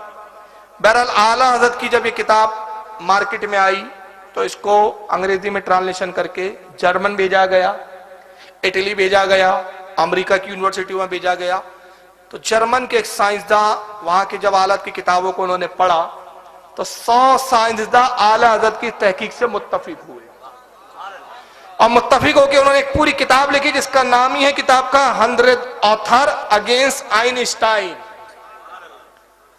ये किताब का नाम है। उन्होंने 100 साइंसदानों ने आलत से इत्तेफाक किया, कहा कि मौलाना अहमद रजा की जो तहकीक है वही सही है कि जमीन गर्दिश नहीं करती, आइंस्टाइन का नजरिया गलत है।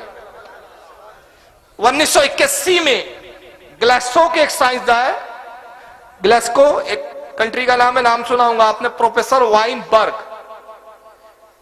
इन तक जब हालत की किताब पहुंची तो ये भी साइंसदान, इन्होंने भी बड़ी रिसर्च की और हालत के नजरिए पे गौर किया और मुतासिर होकर फिर एक किताब लिखी। किताब का नाम है द फर्स्ट 3 मिनट्स और इस किताब में लिखते हैं वो कि आइंस्टाइन का नजरिया गलत है, साइंसदानों को दोबारा रिसर्च करनी चाहिए।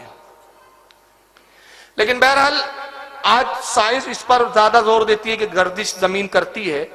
लेकिन मैं आला हजरत से की एक शान ये बताना चाह रहा हूं कि आला हजरत सिर्फ एक महज मौलवी नहीं थे बल्कि अपने वक्त के माहिर साइंसदान, माहिर इल्म में, उलूम में साइंसदान भी थे, माहिर तिब भी थे। तिब पर भी किताबें आला हजरत की, अर्थमेटिक, मैथमेटिक्स, इस पर भी आला हजरत की किताबें। एक एक पे बात करें तो काफी लंबी बात हो जाएंगी। ग्रामोफोन का नाम सुना होगा आपने, लेकिन बहरहाल कुछ पढ़े लिखे लोग बैठे हैं, कल एतराज ना करे इसलिए मैं एक बात वजाहत कर दूं। देखिए, जमीन रुकी है या गर्दिश करती है, एक नजरिया है, समझ रहे ना आप, और नजरिए रद्द होते हैं, नजरिए अटल नहीं होते। जैसे कि साइंस पहले मानता था कि इंसान बंदर है, मगर आज के मौजूदा साइंसदान नहीं मानते। डार्विन पहला साइंटिस्ट है जो कहता था इंसान बंदर है, बंदर से बदलते बदलते इंसान बन गया। लेकिन लेमार्क नाम का एक साइंटिस्ट आया, उसने साबित किया, कहा कि नहीं, डार्विन की थ्योरी गलत है, इंसान कभी बंदर नहीं रहा, और अगर बंदर बदल के इंसान बन गया तो ये बंदर बंदर ही क्यों रह गए, फिर ये इंसान क्यों नहीं बन सके, और फिर इंसान का डेवलपमेंट यहीं आके क्यों रुक गया, फिर और क्यों नहीं शक्लें बदल रही। तो लेमार्क ने रद्द कर दिया। आज पूरी साइंस जो है लेमार्क को मानती है, डार्विन की थ्योरी को रद्द करती है। पहले के साइंसदान कहते थे सूरज रुका हुआ है, गर्दिश नहीं करता। आज के मौजूदा साइंसदान मानते हैं कि सूरज गर्दिश करता है। तो ऐसे बहुत सारे नजरिए हैं जिस पर बड़ी तवील बहस की जा सकती है कि पहले साइंस कुछ और मानता था, अब कुछ और मानता है। तो मतलब यह हुआ कि एक नजरिया है। तो बिल फर्ज हमारा तो यकीन है कि आला हजरत का ही नजरिया सही है, बस शर्त कि उस पर तासुब के बगैर तहकीक की निगाह से देखा जाए तो हालत के दलाइल आपके समझ में आएंगे।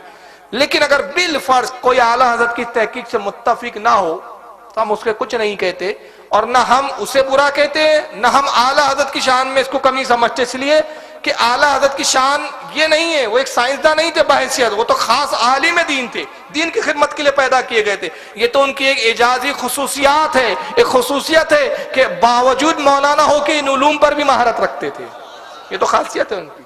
बहरहाल ये ग्रामोफोन आपने सुना होगा, ग्रामोफोन आला हजरत के जमाने में ग्रामोफोन ईजाद हुआ। ग्रामोफोन क्या होता है देखा होगा, अब किसी पुराने घरों में जो अमीर होते थे उन्हीं के घरों में होता था, एक पोंगा जैसा होता था, रिकॉर्ड रखा जाता था, उस पर सुई रख दी जाती थी, वो रिकॉर्ड घूमता था, गाने बजते थे, आवाज बजती थी। आला हजरत के जमाने में ग्रामोफोन इजाद हुआ तो आला हजरत से किसी ने सवाल कर दिया। सवाल ये किया कि हुजूर ग्रामोफोन में अगर कुरान रिकॉर्ड किया जाए तो उसका सुनना कैसा, नात रिकॉर्ड की जाए तो उसका सुनना कैसा। अब सवाल तो इतना ही था, आला हजरत को चाहिए था एक छोटा सा जवाब दे देते कि भाई जायज है या ना जायज है, मगर आला हजरत की शान देखे, ग्रामोफोन पर पूरा एक रिसाला लिख डाला। और रिसाले का नाम क्या है आइए वो भी आपको दिखा दूं मैं। उसका नाम है, यह भी फतवा रज़विया के अंदर मौजूद है, अल कश्फुश शाफिया हुक्म फोनू जराफिया। पूरा रिसाला लिखा और इसमें आला हजरत ने पहले तो यह बताया कि ग्रामोफोन बनता कैसे, रिकॉर्ड बनता कैसे, जो रिकॉर्ड चलता है जिसमें रिकॉर्ड होता है उसमें स्पिरिट होती है, हालत कहते हैं, और स्पिरिट शराब के हुक्म में तो उसमें कुरान को डालना जायज नहीं। मगर किसी ने डाल दिया है तो वो उसको गुनाह होगा। और आपके पास आया तो कहते बाद चीजों में उसके सुनने का हुक्म असल है, बाद चीजों में असल का नहीं। मिसाल के तौर पर कुरान सुन रहे तो सुनना जायज है, मुबाह है, मगर उससे आयते सजदा सुनेगा तो सजदा तिलावत वाजिब ना होगा। कहते गाना सुनेगा, कव्वाली सुनेगा, फैज गीत सुनेगा, उस पर हराम का हुक्म लगेगा। ये नहीं है कि भाई वो आवाज तो मसनवी है, कोई इंसान की तो इंसान थोड़ी है, वो तो मशीन कह रही है, लेकिन हुक्म असल। तो बाद मामलों में असल का हुक्म, बाद मामलों में असल का हुक्म नहीं लगेगा। और उसके बाद आला हज़रत ने फिर आवाज की लहरों पर बहस की कि ग्रामोफोन आवाज पैदा कैसे करता है और ये हमारे कानों तक कैसे आती है, और जो हम सुनते हैं तो ये सुनते कैसे हैं, कानों के पर्दे कैसे होते हैं, हवा में, हवा के अंदर आवाज का इर्तियाज कैसा बनता है, पर्दों पे कैसे वो असरअंदाज होता है, फिर वो आवाज हम कैसे महसूस करते। पूरे इल्म सोतियात जिसको कहते हैं, पूरा इल्म है, इल्म सोतियात, जिसको फोनेटिशियन साइंस कहा गया इंग्लिश में, पूरे फोनेटिशियन साइंस की गुत्थियों पर, बारीकियों पर गुफ्तगू किया। ऐसा कोई मुहक्किक देवबंद में हो तो मैं चैलेंज करता हूं, मुझे दिखाओ। कोई गैर मुकल्लिदों में हो तो दिखाओ। अब देखिए, लोग आलत से ऐसे सवाल पूछे थे, उनको भी पता था गंगोई के पास कुछ नहीं है, वहां जाना ही नहीं है, वहां तो कौवे हलाल है। बल्कि जब नोट इजाद हुआ था ना, मलका विक्टोरिया की तस्वीर हिंदुस्तान में नोट शुरू हुआ, उलमा परेशान हुए कि भाई क्या करें इस बारे में। मतलब यह है कि इस पे तस्वीर है मलका विक्टोरिया की, तस्वीर इस्लाम में हराम, इसको जेब में रखना कैसा, नमाज पढ़ना कैसा, इस्तेमाल करना कैसा, इस पे ज़कात देना कैसा, इसलिए कि ये नोट है, कागज है, माल नहीं है, धात नहीं है, सोना चांदी नहीं है। ये सब सवालात थे। लोगों ने सवालात गंगोई साहब से पूछे तो गंगोई साहब ने एक लाइन में जवाब दिया। सवाल है 2 सफ़े का, सवाल कितना है, 2 सफ़े का। थानवी साहब का, गंगोई साहब का जवाब 1 लाइन का है, फकीर को तहकीक नहीं, फकत बंदा अब्दुल रशीद गंगोई, फकीर को तहकीक नहीं। ये हालत है इनके यहां की। और अशरफ अली थानवी ने बड़ा तीर मारा, कहा कि साहब नोट में ज़कात नहीं होंगी। एक रिसाला लिखा हो उन्होंने, उसमें लिखा, उसका नाम है बवादिरुन नवादिर, इन किताब का नाम है उनकी। उसमें लिखा कि साहब नोट में ज़कात नहीं होंगी, ज़कात सिक्कों से ही अदा होंगी, इसलिए कि नोट माल के हुक्म में नहीं है, समन नहीं है, उस पर वादा है, चेक है, उसमें लिखा होता है मैं धारक को 100 रुपए देने का वचन देता हूं। ये वचन है, वादा है, तो वादे पे ज़कात थोड़ी अदा होती है, माल पे अदा होती है। तो जब तक सिक्कों से अदा नहीं की होंगी नहीं। तब जितने देवबंदियों से गुजारिश है कि अपने हकीमुल उम्मत के फतवे पे अमल करें, और अगर 1 लाख की ज़कात है तो 1 लाख के सिक्के लाए पहले, और लाने के बाद बोले लो बेटा ज़कात, तो वो फकीर भी बोलेगा रिक्शा तेरा बाप ला के देगा कि इसको ले जाऊं कैसे। ये है इनके यहाँ के उलूम।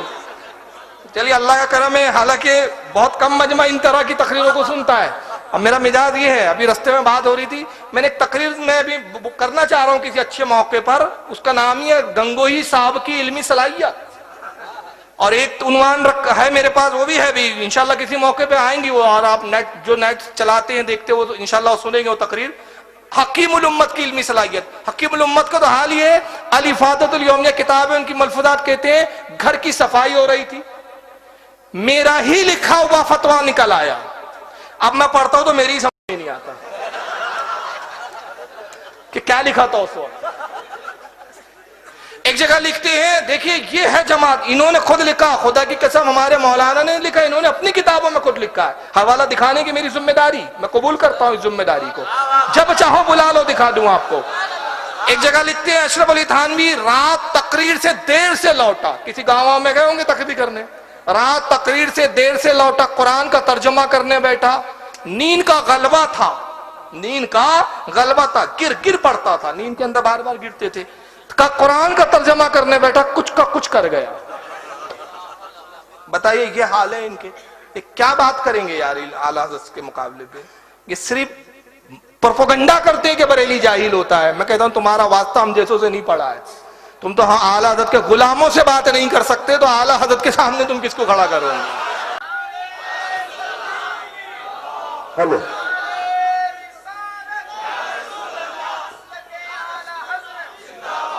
नाज़िरीन सुन्नत, नारे तकबीर, नारे रिसालत। तो ये पॉलिटिशियन साइंस पर किताबें हालत की। और आइए एक चीज, पानी का रंग कौन सा होता है, पूछो जरा देवबंदियों से कौन सा होता है। उनको बोलेंगे हमारा ही रंग नहीं मालूम, हमें तो तुम्हारा क्या, पानी का क्या बताए। पानी के रंग के ऊपर 3 नजरिए हैं, और ये पहले के उलमा के, आज के नहीं, आला से कई कई 100 साल पहले के उलमा है। 3 नजरिए। पहला नजरिया, पानी का कोई रंग नहीं है, कलरलेस, कोई रंग ही नहीं होता। और ये नजरिया किसका है? हजरत अल्लामा अहमद बिन तुर्की मालकी रहमतुल्लाह ताला अलैह, बहुत बड़े इमाम है अपने वक्त के, आलिम है। देखिए तहकीक की बात है, इससे किसी की तनकीस मेरा मकसूद नहीं है, नमाज अल्लाह किसी की तजलील, ये तो हमारे इमाम है भाई। लेकिन अल्लाह जिसको जो बसारत दे दे इल्म में, उसकी अलग बात है ना। दूसरा नजरिया पानी के बारे में, पानी का रंग सफेद है, और यह नजरिया है हजरत अल्लामा यूसुफ बिन सईद इस्माइल मालकी रहमतुल्लाह अलैह का। वो कहते पानी का रंग तो है मगर कौन सा कलर है? सफेद। और तीसरा नजरिया है कि पानी का रंग काला है, पानी का एक्चुअल रंग कौन सा है? स्याह, काला। और यह नजरिया हजरत अल्लामा सफ्ती रहमतुल्लाह ताला अलैह का। आला हजरत ने अपने पहले के तीनों नजरियों का रद्द कर दिया, और रद्द करके तहकीक पेश की कि पानी का रंग ना सफेद है, न काला है, न वो कलरलेस है। रंग है न, मगर काला भी नहीं है, कलरलेस भी नहीं है। मगर आइए इन उलमा के दलाइल देखिए, और फिर आला हजरत इन दलाइल का जवाब कैसे देते हैं। पहला नजरिया पानी का ये था कि उसका कोई रंग नहीं, और ये नजरिया था अल्लामा अहमद बिन तुर्की मालकी रहमतुल्लाह अलैह का। तो वो दलील ये देते हैं कि पानी का रंग नहीं होता, कलरलेस होता है पानी। वो कहते हैं इसलिए कि पानी जिस बर्तन में भी रखा जाए वो बर्तन के रंग को पानी कबूल कर लेता है। मिसाल के तौर पे हरे बर्तन में आप पानी डालें तो पानी आपको कौन से कलर का दिखेगा? हरा दिखेगा। नीले बर्तन में डाल दें आप तो नीला दिखेगा। बल्कि पानी में जो रंग मिलाओ पानी उस रंग का हो जाता है। तो गोया वो अपना कोई रंग नहीं रखता, पानी बड़ा लतीफ होता है, लताफत की वजह से हर रंग को कबूल कर लेता है। आला हजरत हदीस से जवाब देते हैं, कहते हैं कि आप कैसे कहते हैं कि पानी का रंग नहीं होता, हालांकि हालत से बहुत पहले के, लेकिन उनको मुखातिब कर रहे हैं। कहते क्या ये हदीस आपकी निगाह से नहीं गुजरी कि अल्लाह के नबी ने फरमाया वजू के पानी के ताल्लुक से कि जिस पानी में 3 चीजें तब्दील हो जाए, जिस पानी में तगय्युर हो जाए, वजू के लायक नहीं। पहला सरकार ने फरमाया अगर पानी में बू आ जाए वजू के लायक नहीं, पानी का मसा बदल जाए वजू के लायक नहीं, और तीसरा पानी का रंग बदल जाए, तो मतलब पानी का अपना रंग होता है और वो बदल जाए तो वजू के लायक नहीं। तो अगर रंग ना होता तो आका क्यों कहते रंग बदल जाए? तो मतलब रंग होता है उसका, अब कोई तो रंग होता है तभी तो बदला है। अच्छा, इसमें एक बड़ी प्यारी बात याद आ रही है, आप सुन रहे हैं, इंशाल्लाह मैं मनुष्यों के भी चेहरे दिखाऊंगा, आप इत्मीनान रखें। हाँ, सुबह फ्लाइट है मेरी, लेकिन अब अच्छी बात हो रही तो अच्छी ज्यादा सुने ना, इनको तो देखते ही रहते हैं। अब देखिए खास बात देखिए, आप वजू बनाते हैं, सबसे पहले वजू में क्या करते हैं? आप हाथ धोते हैं, फिर कुल्ली करते हैं, तीसरा नाक में पानी डालते हैं। अच्छा, वजू में फर्ज कितने हैं? और 4 कौन कौन से फर्ज है? चेहरा धोना, हाथ धोना, मसा करना, पैर धोना। और ये 3 जो चीजें आपने पहली बताई, हाथ धोना, नाक में पानी डालना और कुल्ली करना, ये फर्ज है कि सुन्नत? और सुन्नत वो है जो आका ने किया, फर्ज वो है जिसका अल्लाह ने हुक्म दिया। तो हुक्म खुदा पहले होना चाहिए था, रसूल की अदा बाद में होना चाहिए था, है ना? मगर सुन्नत पहले है और फर्ज बाद में। पहला फर्ज है चेहरा धोना, तो आप चेहरा नहीं धो रहे डायरेक्ट, बल्कि पहले हाथ धो रहे हैं, फिर कुल्ली कर रहे हैं, फिर नाक पे पानी डाल रहे हैं, आप फर्ज अदा कर रहे हैं। तो एक साहब के ध्यान में ख्याल आ गया कि ये क्या बात है, अल्लाह का हुक्म तो बड़ा होता है, तो अल्लाह ने जो अपने बंदों पे हुक्म नाफिज किया उसे पहले लाना चाहिए था, सुन्नत को बाद में।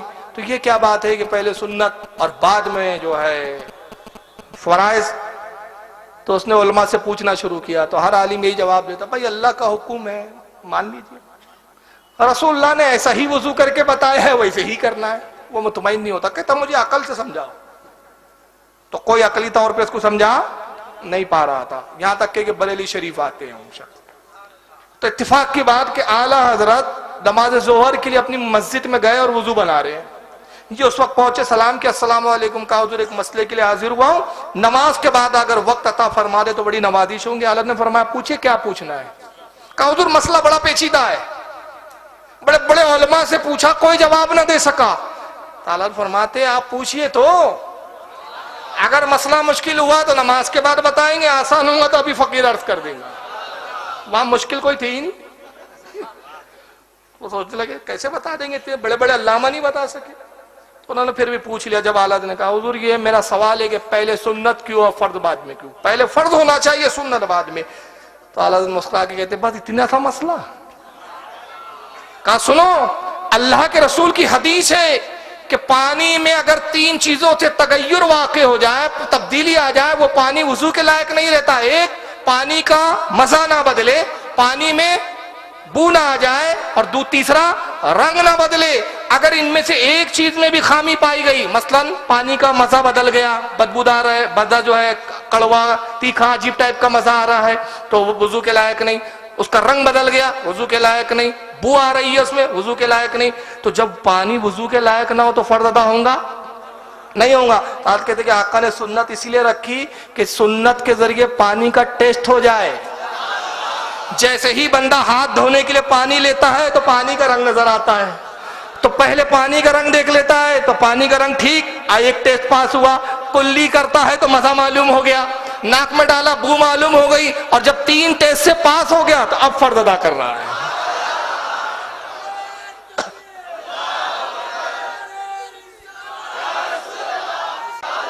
खैर एक बात सुने, ये आला हजरत के लिए कोई बड़ा मसला नहीं था। मैं तो एक जुमला कहता हूं, सुन ले, इसको नोट कर ले, और देवबंदी खास तौर से नोट कर ले। मैं कहता हूं आला हजरत के जमाने में बरेली की जो फिजा होती थी ना, उसमें फिका होती थी। बरेली की जो हवा होती थी ना, उसमें फिका होती थी। अब पूछिए, मेरा जुमला नहीं है, किसका, मैं आगे बता दूंगा। एक शाम के बुजुर्ग आते हैं आला हजरत से मुलाकात के लिए। शाम जिसको अब सीरिया कहा जाता है, बहुत दूर है, हमारे हिंदुस्तान से बहुत दूर है। सीरिया से हालात का बड़ा चर्चा सुना, कहा चलो हालात फाजिल बरेली से मुलाकात करे। वक्त का मुजद्दिद जिंदा है, कितनी बदनसीबी है कि वक्त के मुजद्दिद से मुलाकात ना की जाए। सफर करते हुए वो मुल्क शाम से सीरिया से आए। जब पहुंचे तो जोहर का वक्त था, उस गर्मी के दिन थे, तो गर्मी की वजह से पानी का लेवल बहुत डाउन हो चुका था। कुएं, उस जमाने में तो कुएं और बोरवेल से पानी लिए जाते थे। आज भी यूपी का अक्सर इलाकों का वही हाल है, कुछ तरक्की याफ्ता शहरों को छोड़कर, कि बोरवेल ही इस्तेमाल होती है वहां पानी, और कुएं इस्तेमाल होते हैं। तो पानी उनको, जब वो आए तो इत्तेफाक से जोहर की अजान हो रही थी, तो उन्होंने ख्याल किया कि पहले नमाज पढ़ना चाहिए, उसके बाद आला हज़रत से मुलाकात करेंगे। ये तो गैर मुनासिब है कि नमाज छोड़कर आला हज़रत से मुलाकात करने जाए, और फिर खुद आला हज़रत भी नमाज के लिए मस्जिद में आते ही होंगे। तब वुजू के लिए पानी के लिए जब मस्जिद में आए तो लेदर, उसमें पानी भरा होता है, टांग लेते हैं कांधे पे, अजमेर में मिलता है, हाँ उसको मश्क बोलते हैं। तो बहरहाल वो उसमें पानी ले जा रहा है बच्चा, वो कहीं से, अब वो वहीं का रहने वाला था, उसको पता था किस कुएं का पानी और कहां से। तो पानी लाया, तो इन्होंने देखा पानी दिखा, तो बड़े खुश हो गए, बच्चे रुको रुको रुको, ये वजू के लिए हमें पानी दे दो बेटा, बड़ा एहसान होगा। बच्चे ने घूर के देखा, कहा आप आलिम है? कहा मैं आलिम हूं। बच्चे ने देखा और गुस्से में चला गया, गुस्से से देखकर चला गया और घर में जाया। कहा अजीब बच्चा है, दिख तो रहा है मुसलमान का, सर पे टोपी लगी है, टोपी से समझ में आ गया बच्चा भाई मुसलमान का है, बड़ा बदतमीज है, वुजू के लिए पानी मांगा, पानी ना दिया। चलो बहरहाल उन्होंने बेचारों ने तयम्मुम किया, आला हज़रत फाज़िल बरेलवी मस्जिद में तशरीफ लाए, उन्होंने नमाज पढ़ी, हालत की इब्तिदा में मुलाकात हुई। आला हज़रत अपने साथ घर लेकर आते हैं, बैठाया, बातचीत हो रही थी, तो आपने फिर घर के अंदर आवाज दी कि कुछ नाश्ता वगैरह कुछ खाने की चीजें लाओ। तो वही छोटा बच्चा लेकर आता है। कौन छोटा बच्चा? वो जो पानी ले गया था, पानी दिया नहीं था इनको, मुल्क के शाम के बहुत बड़े आलिम थे वो। तो उन्हें देखा, कहा अरे यही तो बच्चा है जिसने पानी नहीं दिया, बड़ा बदतमीज बच्चा है ये। हालांकि कहते हैं कि ये कौन है? कहा ये हमारे नौकर जो हमारे खादिम जो उनके साहबजादे। अभी चूंकि हमारे खादिम साहब की कुछ तबीयत अलील है, तो ये छोटे मियाँ कुछ काम कर लेते हैं छोटे मोटे। कहा हुजूर आपके घर का खादिम, उसका बच्चा, बड़े अफसोस की बात है, ये इंतहाई बदतमीज बच्चा है। कहा क्या हुआ? कहा हुजूर ये मशकी से में पानी ले जा रहे थे, मैंने वुजू के लिए पानी मांगा, दिया नहीं साहबजादे ने, बड़े गुस्से से चले गए। हालत तो समझ गए, मुस्कुरा दिया, कहा कि इन्हीं से पूछ लीजिए पानी क्यों नहीं दिया। तो पूछा भाई बच्चे से कि आपने पानी क्यों नहीं दिया? तो कहा हजरत आपको ख्याल है मैंने एक चीज पूछी थी आपसे कि आप आलिम है? तो आपने कहा था हाँ मैं आलिम हूं। तो कहा इस सवाल से इसका जवाब का क्या ताल्लुक? कहा उसी से ताल्लुक है, आप आलिम है और आपको दुर्र मुख्तार का इतना छोटा सा मसला भी नहीं मालूम कि नाबालिग बच्चे से वजू का पानी लेकर वजू किया तो वजू ना होगा। इतना सा मसला नहीं मालूम। देखो साहब दुर्रे मुख्तार हवाले चल रहे हैं, तो वो बेसाख्ता खड़े हुए और आंखों में उनके आंसू थे खुशी के। कहा खुदा की कसम, जब मौलाना अहमद रजा के घर के नौकर के बच्चों का ये आलम है तो अहमद रजा के शहजादों का क्या आलम होगा। नारे तकबीर, नारे रिसालत, मुनाजिर अहले सुन्नत, मसलके आला हक़, फैज़ान अहले बैत, नारे तकबीर, नारे रिसालत।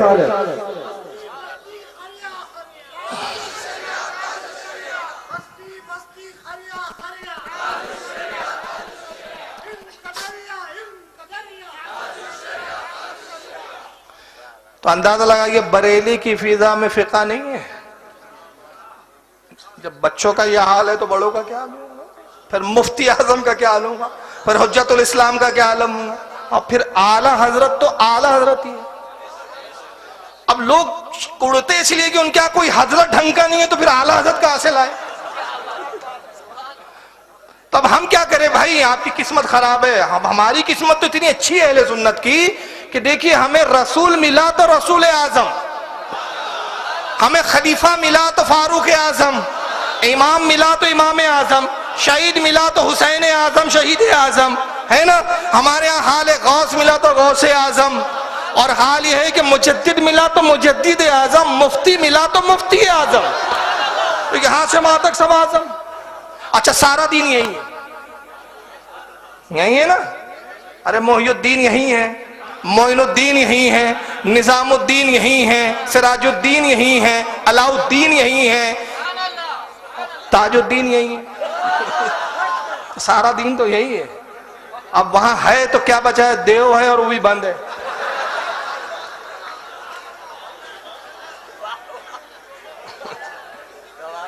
देव है और वो भी बंद है।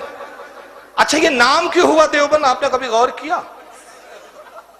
मैंने एक देवबंदी से पूछा, यार ये देवबंद क्यों बोलते हो तुम्हारे यहाँ? अभी नेट पे डाल दिया हमारे यहाँ के लड़कों ने जुमला मेरा, तो कहा कि भाई वो देवबंद शहर का नाम है। अरे मैंने कहा हाँ तो वहां देव था क्या कोई, तो उसका नाम क्यों देवबंद रखे? बोले नहीं मुझे नहीं मालूम। मैंने कहा मैं बताता हूँ देवबंद। वो देवबंद इसलिए हुआ बेटा कि जो देव था वो बोलता था फातिया बान, मिलाद बान, उर्स बान, चादर बान, नियाज बान, ये बान बन बन बन देवबंद। तो तुमने सब बंद किया, तुम हुए देवबंद, तो खुदा भी कहेगा इसके लिए जन्नत के दरवाजे बंद। सभी तो बंद है, कुछ चालू नहीं है वहां पर। बहरहाल चलिए बात कहीं और जा रही है। तो उनका नजरिया ये था, हज़रत अल्लामा अहमद बिन तुर्की मालकी रहमतुल्लाह अलैह का, पानी का रंग नहीं होता, कलरलेस होता है। दलील क्या दी थी? जो रंग में रखा जाए वो रंग जाहिर होता है, जो रंग मिलाया जाए उसमें मिक्स हो जाता है। आला हज़रत ने हदीस से उसका जवाब दिया, और दूसरा जवाब ये दिया बड़ा बेहतरीन, अब ये साइंटिफिक जवाब है। पहला जवाब तो हदीस से दिया, दूसरा साइंटिफिक जवाब दे रहे। साइंटिफिक जवाब ये देते हैं आला हज़रत, ये इल्म फिजिक्स का मसला है कि आला हज़रत कहते हैं कि जो चीज का रंग ना हो वो दिखाई नहीं देती। शाय के दिखने के लिए रंग का होना जरूरी है। भाई हवा का कोई रंग नहीं है, इसलिए हवा में किसी चीज का रंग ही ना हो तो फिर वो दिखाई नहीं देंगी। रंग है तो दिखेगा। तो पानी दिखता है मतलब रंग है, तभी तो दिखता है, विदाउट रंग के कोई नहीं दिखता। अब दूसरा नजरिया था हज़रत अल्लामा यूसुफ बिन सईद इस्माइल मालकी रहमतुल्लाह अलैह का, और वो क्या था कि पानी का रंग सफेद है। नहीं सफेद है, वो अल्लामा सफ्ती है जो काला बोलते हैं। अल्लामा इस्माइल यूसुफ बिन सईद इस्माइल अलैह रहमत व रिजवान, इन्होंने 3 दलीलें दी पानी के सफेद होने पर। कहते पहली दलील मुशाहिदा, देखते हैं, हमारा मुशाहिदा है कि हम पानी देखते तो हमको व्हाइट दिखता है, वो सफेद ही नजर आता है, लिहाजा वो मुशाहिदा पहली दलील। दूसरा कहते हैं कि हदीस पाक, वो हदीस से दलील लाते हैं, और हदीस पाक में यह कि अल्लाह के रसूल ने इरशाद फरमाया, मेरे नहरे कौसर का पानी मुश्क से ज्यादा खुशबूदार, दूध से ज्यादा सफेद, बर्फ से ज्यादा ठंडा। तो कहा देखो हदीस में आया दूध से ज्यादा सफेद, तो मतलब पानी का रंग सफेद। आका ने कहा नहरे कौसर का पानी दूध से ज्यादा सफेद। और तीसरी दलील वो देते हैं कि जब पानी को जमा दो, बर्फ बना दो, तो व्हाइट दिखता है। आपने बर्फ देखा है ना, सफेद ही दिखता है ना, पानी जम जाए तो व्हाइट दिखता है, सफेद दिखता है, तो इसका मतलब पानी का रंग सफेद होता है। आला हज़रत तीनों दलीलों का 3 दलीलों से रद्द करते हैं। पहली दलील अलग फरमाती है, अगर मुशाहिदे पर ही आपने बात रखी है तो उस पानी को दूध में मिला दीजिए थोड़ा सा, बर्तन में जब आप दूध में मिलाएंगे तो किनारों पर आपको हल्का नीलाहट नजर आएंगे, नीलापन। तो अगर पानी व्हाइट है तो व्हाइट में मिलके तो और व्हाइटनेस बढ़नी चाहिए, नीलाहट क्यों दिख रही है? तो इसका मतलब पानी का रंग व्हाइट सफेद नहीं है। और दूसरा आला हज़रत फरमाते हैं कि आपने कौसर की नहर की मिसाल दी। नहर कौसर दुनिया में नहीं है, जन्नत में है, वहां के अहकाम ही अलग है। और हदीस के एक हिस्से को लिया, पूरे हिस्से को नहीं लिया आपने, जबकि हदीस में यह भी है कि मेरे नहरे कौसर का पानी मुझसे ज्यादा खुशबूदार, जबकि हमारे दुनिया का पानी मुझसे ज्यादा खुशबूदार, पानी में खुशबू ही नहीं। और आप कहते हैं वहां के अहकाम ही अलग है, वो वहां के पानी की बात हो रही है, उसका रंग वहां का सफेद है। जैसे हमारे दुनिया की आग किस रंग की है? लाल। और जहन्नम की आग के बारे में आका फरमाते हैं कि तारकोल, तारकोल डामर को बोलते हैं, आप क्या डामर ही बोलते, लाल आ जाता है। आका की हदीस है, सरकार फरमाते सल्लल्लाहु अलैहि वसल्लम कि जहन्नम की आग तारकोल यानी डामर, इससे भी ज्यादा सियाह और काली, काली आग है वहां की। और जब दुनिया में अल्लाह ने आग को भेजा, हदीस पाक में है कि 70,000 या 70 मरतबा नूर के दरिया में इसको डुबोया गया, धोया गया, तब इस लायक हुई कि दुनिया में आके काम आया हमारी। तो ये धुल धुल कर आई है थी, वरना काली है वो। तो अब जहन्नम की आग काली है, वहां के अहकाम अलग। तो जिस तरह जहन्नम की आग काली, नहर कौसर का पानी सफेद, तो वहां पर आपने कयास किया, तो यहां भी कयास करके क्या दुनिया की आग को आप काला कहेंगे? नहीं कहेंगे। तो यह हदीस मुकम्मल काम नहीं देंगी। और तीसरी दलील उनकी थी हज़रत अल्लामा सईद की, यूसुफ बिन सईद रहमतुल्लाह अलैह की, और वो ये थी कि पानी को जमाओ बर्फ बन जाता है तो सफेद दिखता है। अल्लाह फरमाते बर्फ बनाओ सफेद दिखता है, उसकी वजह ये नहीं कि उसका रंग सफेद है, बल्कि उसमें कुछ बबल्स, कुछ बुलबुले, कुछ हवा दाखिल हो जाती है। और हवा जब हवा से किसी शय से हवा गुजरती है तो उस चीज को चमकदार और रोशन कर देती है, उसकी रोशनी हमें बर्फ को जो है सफेद न दिखाती है। और अगर जमने पर ही सफेद दिखना दलील है कि पानी सफेद है, तो खून किस रंग का है और जमने के बाद कैसा दिखता है? काला, डार्क ब्राउनिश, ब्राउन कलर का दिखता है, कत्थई कलर। तो जमने के बाद कत्था हो गया तो आप कहेंगे खून का असल रंग कत्था है? नहीं, असल तो लाल ही है। तो इसी तरह पानी का असल रंग सफेद नहीं है कि जमने के बाद सफेद हो गया इसलिए, तो ये दलील नहीं है। तीसरा नजरिया जो था वो ये था कि पानी का रंग काला है। और यह हज़रत अल्लामा सख्ती रहमतुल्लाह अलैह का नजरिया था। उन्होंने एक हदीस पेश की अपनी दलील में, और हदीस ये थी कि हज़रत आयशा रदियल्लाहु ताला से रिवायत है, हज़रत उर्वा बिन जुबैर रदियल्लाहु ताला जो हुजूर हज़रत आयशा के भांजे हैं, उनसे फरमाती है कि उर्वा रसूलुल्लाह के घर में कई कई रोज तक चूल्हा नहीं जलता था, बड़े मुश्किल से कुछ मैसर आता तो हम खा लेते, और अक्सर वक्त दो चीजों पर रसूलुल्लाह का और मेरा गुजर होता। तो हज़रत उर्वा जो आपके भांजे कहते हैं खाला जान वो कौन सी दो चीजें? तो फरमाया दो काली चीजों पे हमारा गुजर होता था, एक जमजम, दूसरा खजूर। यानी सिर्फ एक खजूर मिल गई, जमजम का कुछ पानी मिल गया, बस इसी पे गुजारा हो जाता। तो हजरत अल्लामा सख्ती कहते हैं कि देखिए हजरत आयशा उम्मुल मोमिनीन ने जमजम को भी काला कहा, दो काली चीजों पे, दो सियाह चीजों पे गुजर होता था। एक खजूर, तो खजूर तो काली है, और उसके साथ जमजम को मिलाया तो जमजम का पानी काला था, इसलिए काला कह दिया। काला फरमाते हैं कि ये वजह नहीं है, बल्कि कलाम अरब में दस्तूर है, उनका रिवाज है अहले अरब का कि एक चीज को अगलब जानकर, गालिब जानकर, दो चीजों में जो गालिब होता है उसका जिक्र करते हैं, जो मगलूब है, जो कमतर है, उसका जिक्र नहीं करते। तो पानी से बढ़कर ग़िज़ा के तौर पर खजूर है, खजूर का रंग जो है काला है। इस बुनियाद पर खजूर को अगलब जानकर, गालिब जानकर पानी को भी जुमरे में लाया गया, वरना ये नहीं है। उसके पे दलील आसान से आपके फहम के हिसाब से उलमा तो समझ गए, अगलब मगलूब ये सब ये जुमलों में बात हो गई, लेकिन अब आपको समझाना है। देखिए जन्नत से हजरत आदम भी निकाले गए और हजरत हव्वा भी, मगर क्या सिर्फ हजरत आदम ने तौबा की, हजरत हव्वा ने नहीं की ना, मगर जिक्र हजरत हव्वा के तौबा का नहीं आता है, और हजरत आदम की, जी जी बस आ रहा हूं मैं, और हजरत आदम की तौबा का जिक्र कैसे आता है कुरान में? अल्लाह फरमाता है फतलक्का आदम मिर रब्बिही कलिमातिन फताबा अलैहि, और सीख लिया आदम ने कुछ कलमात अपने रब से, तो अल्लाह ने उसकी तौबा कबूल की। इसमें तो हजरत हव्वा का जिक्र ही नहीं है, तो इसका मतलब कि हजरत हव्वा की तौबा कबूल नहीं हुई। मगर आदम का जिक्र इसलिए किया कि आदम गालिब है, हाकिम है हव्वा पर, मर्द अजीम है औरत के मुकाबले में। तो खजूर जमजम के मुकाबले में गिजा के तौर पर ये पीने, तो गिजा की अहमियत पीने की चीज से ज्यादा होती है, तो उसको अगलम मानकर उस तरफ तस्करा किया गया। तो ये 3 दलीलों का रद्द किया आला हज़रत ने। और उसके बाद फिर तहकीक के बाद आपने फरमाया कि पानी का जो असल रंग होता है ना वो काला होता है ना सफेद, बल्कि काले और सफेद के दरमियान माइल बसिया हल्का कत्थे कलर का रंग। अब दलील क्या है, वो बहुत सारी दलीलें दी, लेकिन अब वो दलीलें मैं सुनाऊंगा तो पूरी तकरीर इसी पे खत्म हो जाएंगी। ये किताब पानी के ऊपर ये आलत का पूरा रिसाला है, पानी की और तहकीकात रज़विया।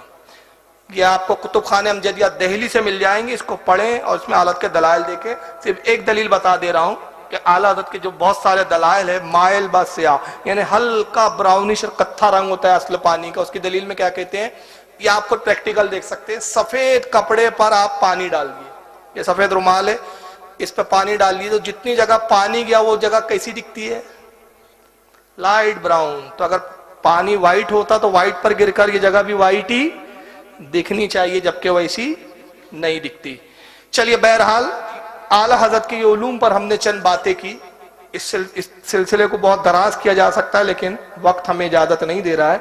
मगर आइए, अब जिनके यहाँ कोई हजरत थी, मैंने गुफ्तगू यहीं से की थी, तो वो फिर आला हज़रत कैसे मानेंगे। तो मौलवी जर्जिस को सुनो, इनको आला हज़रत कहने पे बड़ा इतराज है। तो पहले ये गैर मुकल्लिद है अहले हदीस, और इनकी ये दलाइल और जहालत देखकर आपको यकीन हो जाना चाहिए कि रुए जमीन पर जो बददिमाग होता है वही वहाबी बनता है, जो जाहिल होता है वही वहाबी बनता है। इसलिए कि जो समझदार हो वो कभी गुमराहियत की तरफ नहीं जाएंगे। तो आइए ये क्या कहता जरा सुनिए। आज से 100 साल पहले पैदा होने वाली शख्सियत का नाम इन्होंने रखा आला हजरत। हमारे नबी को तो सिर्फ हजरत कहा जाए और अपने पीर के साथ अपने उस जिससे अकीदत को जोड़ा है तो उसको आला हजरत कहा जाए। आला के माना तो सबसे बुलंदी के होते हैं, सबसे ऊंचे के होते हैं। सुबहान रब्बी आला, आला इसमें तफजील है जिसका माना ये होता है जो सबसे बुलंद है। हम इसीलिए तो अपनी पेशानी उसके सामने रखते हैं, कहते हैं कि अल्लाह ये पेशानी तूने सबसे ऊपर बनाई है, मेरे जिस्म के सबसे ऊपर रखी है। ये पेशानी सबसे ऊंची जात के सामने ही झुकेगी, हरकस और नाकस के सामने नहीं झुक सकती है। इसीलिए कहते हैं सुभान रब्बी आला, मेरा वो रब पाक है जो सबसे बुलंद है। इन्होंने हमारे नबी को कहा हजरत और अपने पीर के नाम के आगे लगाया आला हजरत। हजरत से भी बुलंद, हजरत से भी ऊंचा, जनाबे मोहम्मद रसूलुल्लाह से भी ऊपर जिसका मकाम व मर्तबा हो। एक बात याद रखिए, जब तक वहाबी झूठ नहीं बोलेगा उसका फिरका काम नहीं कर सकता। ये माँ पेट से झूठ सीख कर आते, गुट्टियों में पिलाया जाता है। जब कोई वहाबी बनता है उसकी ट्रेनिंग शुरू होती है तो सबसे पहले ट्रेनिंग का पहला हिस्सा, पहले स्टेप, बेटा जितना आप झूठ बोलेगा उतना बड़ा पक्का वहाबी बनेगा। तो पूरे मजमे में मैं एक सवाल कर रहा हूं, जिम्मेदारी से सुनकर जवाब दें। आप पूरे मजमे सब आला हज़रत के चाहने और मानने वाले हैं, है ना? अब दूसरा सवाल, आप में से कौन आला हज़रत को रसूलुल्लाह के बराबर समझता है? झूठा इल्जाम है ना। अरे रसूलुल्लाह तो बहुत बड़ी बात है, हम तो गौसे पाक के बराबर नहीं समझते, गरीब नवाज के बराबर नहीं। खुद आला हज़रत का क्या कहना है, तुझसे दर, दर से सग, सग से है मुझको निस्बत। सग कहते कुत्ते को, कहते गौसे आजम आपका मकाम इतना बुलंद कि मैं अपनी निस्बत आपसे करूं, हाशा लिल्लाह, ये मेरी जुर्रत नहीं, बल्कि तुझसे दर, आपका दरवाजा है जो दरवाजा घर का, उससे आपको निस्बत है। और दर से सग, वो दरवाजे के बाहर जो कुत्ता बैठा है, आपके घर की रखवाली करने वाला कुत्ता, उसको आपके दरवाजे से निस्बत है, और उस सग से है मुझको निस्बत। मेरी गर्दन में भी है दूर का डोरा तेरा, और इस गुलामी के जो सग है मारे नहीं जाते, हश्र तक मेरे गर्दन में रहे पट्टा तेरा। आला तो गौस पाक के दर का अपने आप को कुत्ते से भी वो बता रहे हैं, कुत्ता है ना। और ये कितना बड़ा झूठ बोल रहा है। चलिए अभी इसको छोड़िए, अभी एक दूसरे साहब को भी सुन लीजिए, फिर जवाब मैं ऐसा दूंगा कि आपको भी समझ में आ जाएगा मेरी बात की दलील कि वहाबी बोलते मगर समझते नहीं है, जाहिल ही वहाबी बनता है। अब ये महराज रब्बानी को सुनो, ये भी गैर मुकल्लिद है। ये क्या कहते हैं, हमारी शरीयत है, हमारे पास तबीयत और तरीकत का पैमाना नहीं है। हमने मोहम्मदुर रसूलुल्लाह को अपना इमाम माना है, उनके अलावा किसी को इमाम मानना गवारा। हाँ, जाओ दुनिया की किसी भी अदालत में चैलेंज कर दो, दुनिया की किसी भी, और मैं उम्मत को यही दावत देता हूं कि मेरे नबी की उम्मत के लोगों, कोई आला हजरत नहीं, आला हजरत हजरत मोहम्मद रसूलुल्लाह नबी सल्लल्लाहु अलैहि वसल्लम तो हजरत मोहम्मद हो हैं, और 14 सदी का ये मुशरिक मौलवी आला हजरत। सोचो जरा, नबी करीम सल्लल्लाहु अलैहि वसल्लम इमामुल अंबिया हो और लोग अपने अपने इमामों को इमाम आजम कहें। अब इसके पेट में दो बातों पे दर्द है। एक तो इमाम आजम क्यों कहा आपने, दूसरा अपने आलिम को आपने आला हज़रत क्यों कहा। फिर कहा कि हमारी तबीयत नहीं शरीयत है। अच्छा, अभी देखते हैं कितनी शरीयत पे चलते हैं, ये अभी जाहिर हो जाएगा। कहा लोग इमाम कहते हैं अपने आलिमों को, हमारा इमाम रसूलुल्लाह, हम रसूलुल्लाह के अलावा किसी को इमाम। तो ये इमाम बुखारी कौन है, फिर ये इमाम मुस्लिम कौन है, ये इमाम अबू दाऊद कौन है। अच्छा, सबसे ज्यादा हदीस सहाबा में किसने रिवायत की मालूम है आपको? माशाअल्लाह, हजरत सैयदना अबू हुरैरा। लेकिन अबू हुरैरा का लक़ब सुना कि आमिरुल मोमिनीन फिल हदीस, ये इमाम बुखारी का लक़ब क्यों? अगर आमिरुल मोमिनीन होना चाहिए था, यानी हदीस दानी में, हदीस में मुसलमानों का अमीर, तो वो तो अबू हुरैरा होना चाहिए था ना। आपने इमाम बुखारी को क्यों कहा? चलिए वही नहीं, आपका इब्ने तैमिया, मोहम्मद बिन अब्दुल वहाब नजदी, ये शेखुल इस्लाम कैसे बन गए? शेख के मायने होते बुजुर्ग, इस शेखुल इस्लाम यानी इस्लाम में सबसे बड़े बुजुर्ग। तो इस्लाम तो रसूल ने लाया, तो इस्लाम के सबसे बड़े बुजुर्ग तो रसूल है, ये कहां से शेखुल इस्लाम आ गए? फिर एहसान इलाही साहब इनका मौलवी, उसके भी किताब भी आएंगी, इसका नाम है बरेलवियत। इसको इसमें लिखा इमामुल असर, अपने जमाने का इमाम। तो सारे जमाने तो रसूल के ही है, तो ये इमाम क्यों? अभी तो आप एक इमाम। अच्छा, और आगे देवबंदियों की तरफ आ जाइए, हकीमुल उम्मत। अरे ये उम्मत के हकीम, अगर उम्मत का कोई हकीम है तो रसूलुल्लाह। नाना तवी को कहते हैं इमामुल कबीर। अच्छा, आला हज़रत पे बड़ा पेट में दर्द है, और जमात इस्लामी के एक है अबू आला, उस पर कुछ नहीं बोला इन्होंने। और जर्जिस का भी यही कहना था कि इन्होंने अपने हजरत को आला कह दिया। अभी बड़ी दूर की कौड़ी लाया कि पेशानी सबसे बुलंद है, इसलिए हम जब पेशानी को झुकाते तो सुभान रब्बिल आला कहते हैं, पाक है वो जात जो सबसे आला है। अच्छा चलो, अब कुरान से दलील सुन लीजिए। पारा नंबर 3 है सूरह बकरा और आयत 286। ये वहाबड़े भी ये दुआ बहुत करते हैं। दुआ है, अल्लाह ने दुआ तालीम की अपने बंदे को, वाफ़ु अन्ना वग़फ़िर लना वरहमना अंता मौलाना। लफ्ज़ जुमला कर गौर करें, अंता मौलाना फंसुरना अलल कौमिल काफिरीन। अल्लाह से दुआ करते बंदे, अल्लाह कह रहा दुआ करो है बंदो मेरी बारगाह में, कैसे?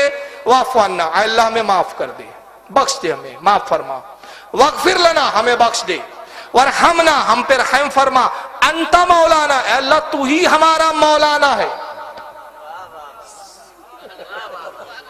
अंता मौलाना, अल्लाह तू ही हमारा मौलाना है। फंसुरना अलल कौमिल काफिरीन, तो हमें काफिरों पे फतह अता फरमा। अब मुझे बताइए, अल्लाह भी मौलाना और ये सब मौलाना, इनकी जमात का भी मौलाना, तो ये दोनों एक है क्या? चलिए और आगे बढ़िए। पारा 9 सूरह अनफाल आयत 40, अल्लाह फरमाता है इन्नल्लाह मौलाकुम नेमल मौला व नेमन नसीर। अल्लाह ही तुम्हारा मौला है। अल्लाह कह रहा मौला कौन है? अल्लाह। इन्नल्लाह मौलाकुम, अल्लाह ही तुम्हारा मौला है। नेमल मौला व नेमन नसीर, और क्या ही अच्छा मौला, क्या ही अच्छा तुम्हारा मददगार। या मौला का तर्जमा वावड़ों ने भी किया मददगार, ये जुमला याद रखें। मौला का तर्जमा क्या किया इन लोगों ने भी? मददगार। अल्लाह तू ही हमारा सबसे बेहतरीन मौला है, सबसे बेहतरीन मददगार है। अल्लाह फरमा रहा है मैं तुम्हारा मौला, सबसे बेहतरीन मौला। तिरमिज़ी शरीफ जिल्द नंबर 5 सफ़ा 633 हदीस नंबर 3713। फिर ये हदीस की खासियत मैं बाद में बताऊंगा। काला रसूलुल्लाह सल्लल्लाहु अलैहि वसल्लम मन कुंतो मौलाहु फअलियुन मौला। आका क्या कह रहे हैं? जिसका मैं मौला, अली भी उसका मौला। अल्लाह कह रहे हैं मैं मौला, रसूल कह रहे हैं मैं भी मौला। फिर मैं ही नहीं, अली भी मौला।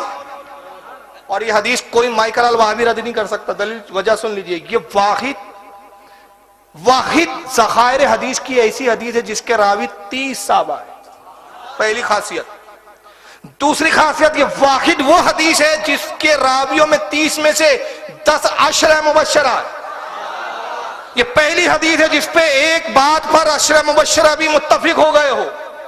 और फिर यहां से वहां तक इतने लोगों ने लिखा, मेरे पास 144 हवाले इस वक्त, लेकिन मैं सब नहीं बता पाऊंगा। सफ़े नंबर तो मैं छोड़ रहा हूं, सिर्फ कुछ किताबों के नाम बता रहा हूं। इसको इमाम अब्दुल रज़्ज़ाक़ ने मुसन्नफ में लिखा, जो इमाम बुखारी के दादा उस्ताद है, इमाम अहमद इब्न हंबल के उस्ताद है। इमाम इब्न अबी शैबा ने लिखा, जो इमाम बुखारी इमाम मुस्लिम के उस्ताद है। इमाम हाकिम ने अल मुस्तदरक में लिखा। इमाम तबरानी ने माजुमुल कबीर में लिखा। खतीब बगदादी ने तारीख बगदाद में लिखा। अल्लामा इमाम हैसमी ने मजमुअ ज़वाइद में लिखा। इमाम इब्न अबी आसिम ने अस्सुन्ना में लिखा। इमाम हुस्सामुद्दीन ने कंजुल उम्माल में लिखा। इब्न असाकिर ने तारीख दमिश्कुल कबीर में लिखा। और इमाम नसाई ने किताब लिखी है, उसमें एक बाबी कायम किया मौला के ऊपर। इमाम नसाई की किताब का नाम है खसाइसे अमीरुल मोमिनीन अली इब्न अबी तालिब। और गैर मुकल्लिदों का सबसे बड़ा पेशवा, सबसे बड़ा अल्लामा इब्न तैमिया मजमुअल फतावा में उसने लिखा। और उसके बाद इब्न हाफिज इब्न कसीर ने अल बिदाया वन निहाया में भी इस हदीस को लिखा। अब मुझे बताइए, अल्लाह भी मौला, रसूल भी मौला, अली भी मौला, तो तीनों में क्या फर्क है? ये भी मौलाना, वो भी मौलाना, इनकी जमात का भी मौलाना, देवबंदियों का भी मौलाना, और अल्लाह भी मौलाना। तो अब यहां भी चिल्लाओ मौलाना तो अल्लाह है, क्या है? जमात के ठेकेदार हो, तुमने मौलाना क्यों लगाया? सब हटाओ मौलाना। तो हर अक्लमंद कहेगा देवबंदियों, गैर मुकल्लिदो, तुम पागल हो। अल्लाह का मौलाना होना, पूरी कायनात का मौलाना, ये हमारी जमात के मौलाना। अल्लाह पूरी कायनात का मौला, रसूल अंबिया के मौला, अली मोमिनों के मौला। अच्छा, एक बड़ी मजेदार बात देखो, जब मौला की बात करो, ये हदीस सुना तो कहते हैं मौला के मायने दोस्त होते। मैंने कहा यार, वहां जो मौला आया था कुरान में सूरह अनफाल में, वो मददगार किया, यहाँ क्यों मौत आ रही है? तो यहाँ भी तर्जुमा करना कि अल्लाह के रसूल की हदीस, मन कुन तो मौला हो फा अलीयुन मौला, मैं जिसका मौला, तो साफ मतलब हुआ मैं जिसका मददगार, अली भी उसका मददगार। तो मदद मैं भी करता हूं, मदद अली भी करते हैं। तो हमारे 3 मददगार हैं। अल्लाह भी मददगार, अल्लाह की अता से रसूल भी मददगार, रसूल की अता से अली भी मददगार। वहाबियों का कोई मौला नहीं, तीनों से खारिज। अब मैं नहीं कहता, सुन लीजिए, पारा नंबर 26, हामीन, सूरह हामीन, आयत 11, अल्लाह फरमाता है ज़ालिका बिअन्नल्लाह मौलल लज़ीना आमनू वअन्नल काफिरीना ला मौला लहुम। अल्लाह फरमाता है कि मुसलमानों का मौला अल्लाह है, मुसलमानों का मौला अल्लाह है। और रसूल ने कहा मैं भी मौला हूं, और जो मुझे मौला मानेगा वो अली को भी मौला मानेगा। और आगे अल्लाह फरमाता है वअन्नल काफिरीना ला मौला हूं, लेकिन काफिरों का कोई मौला नहीं।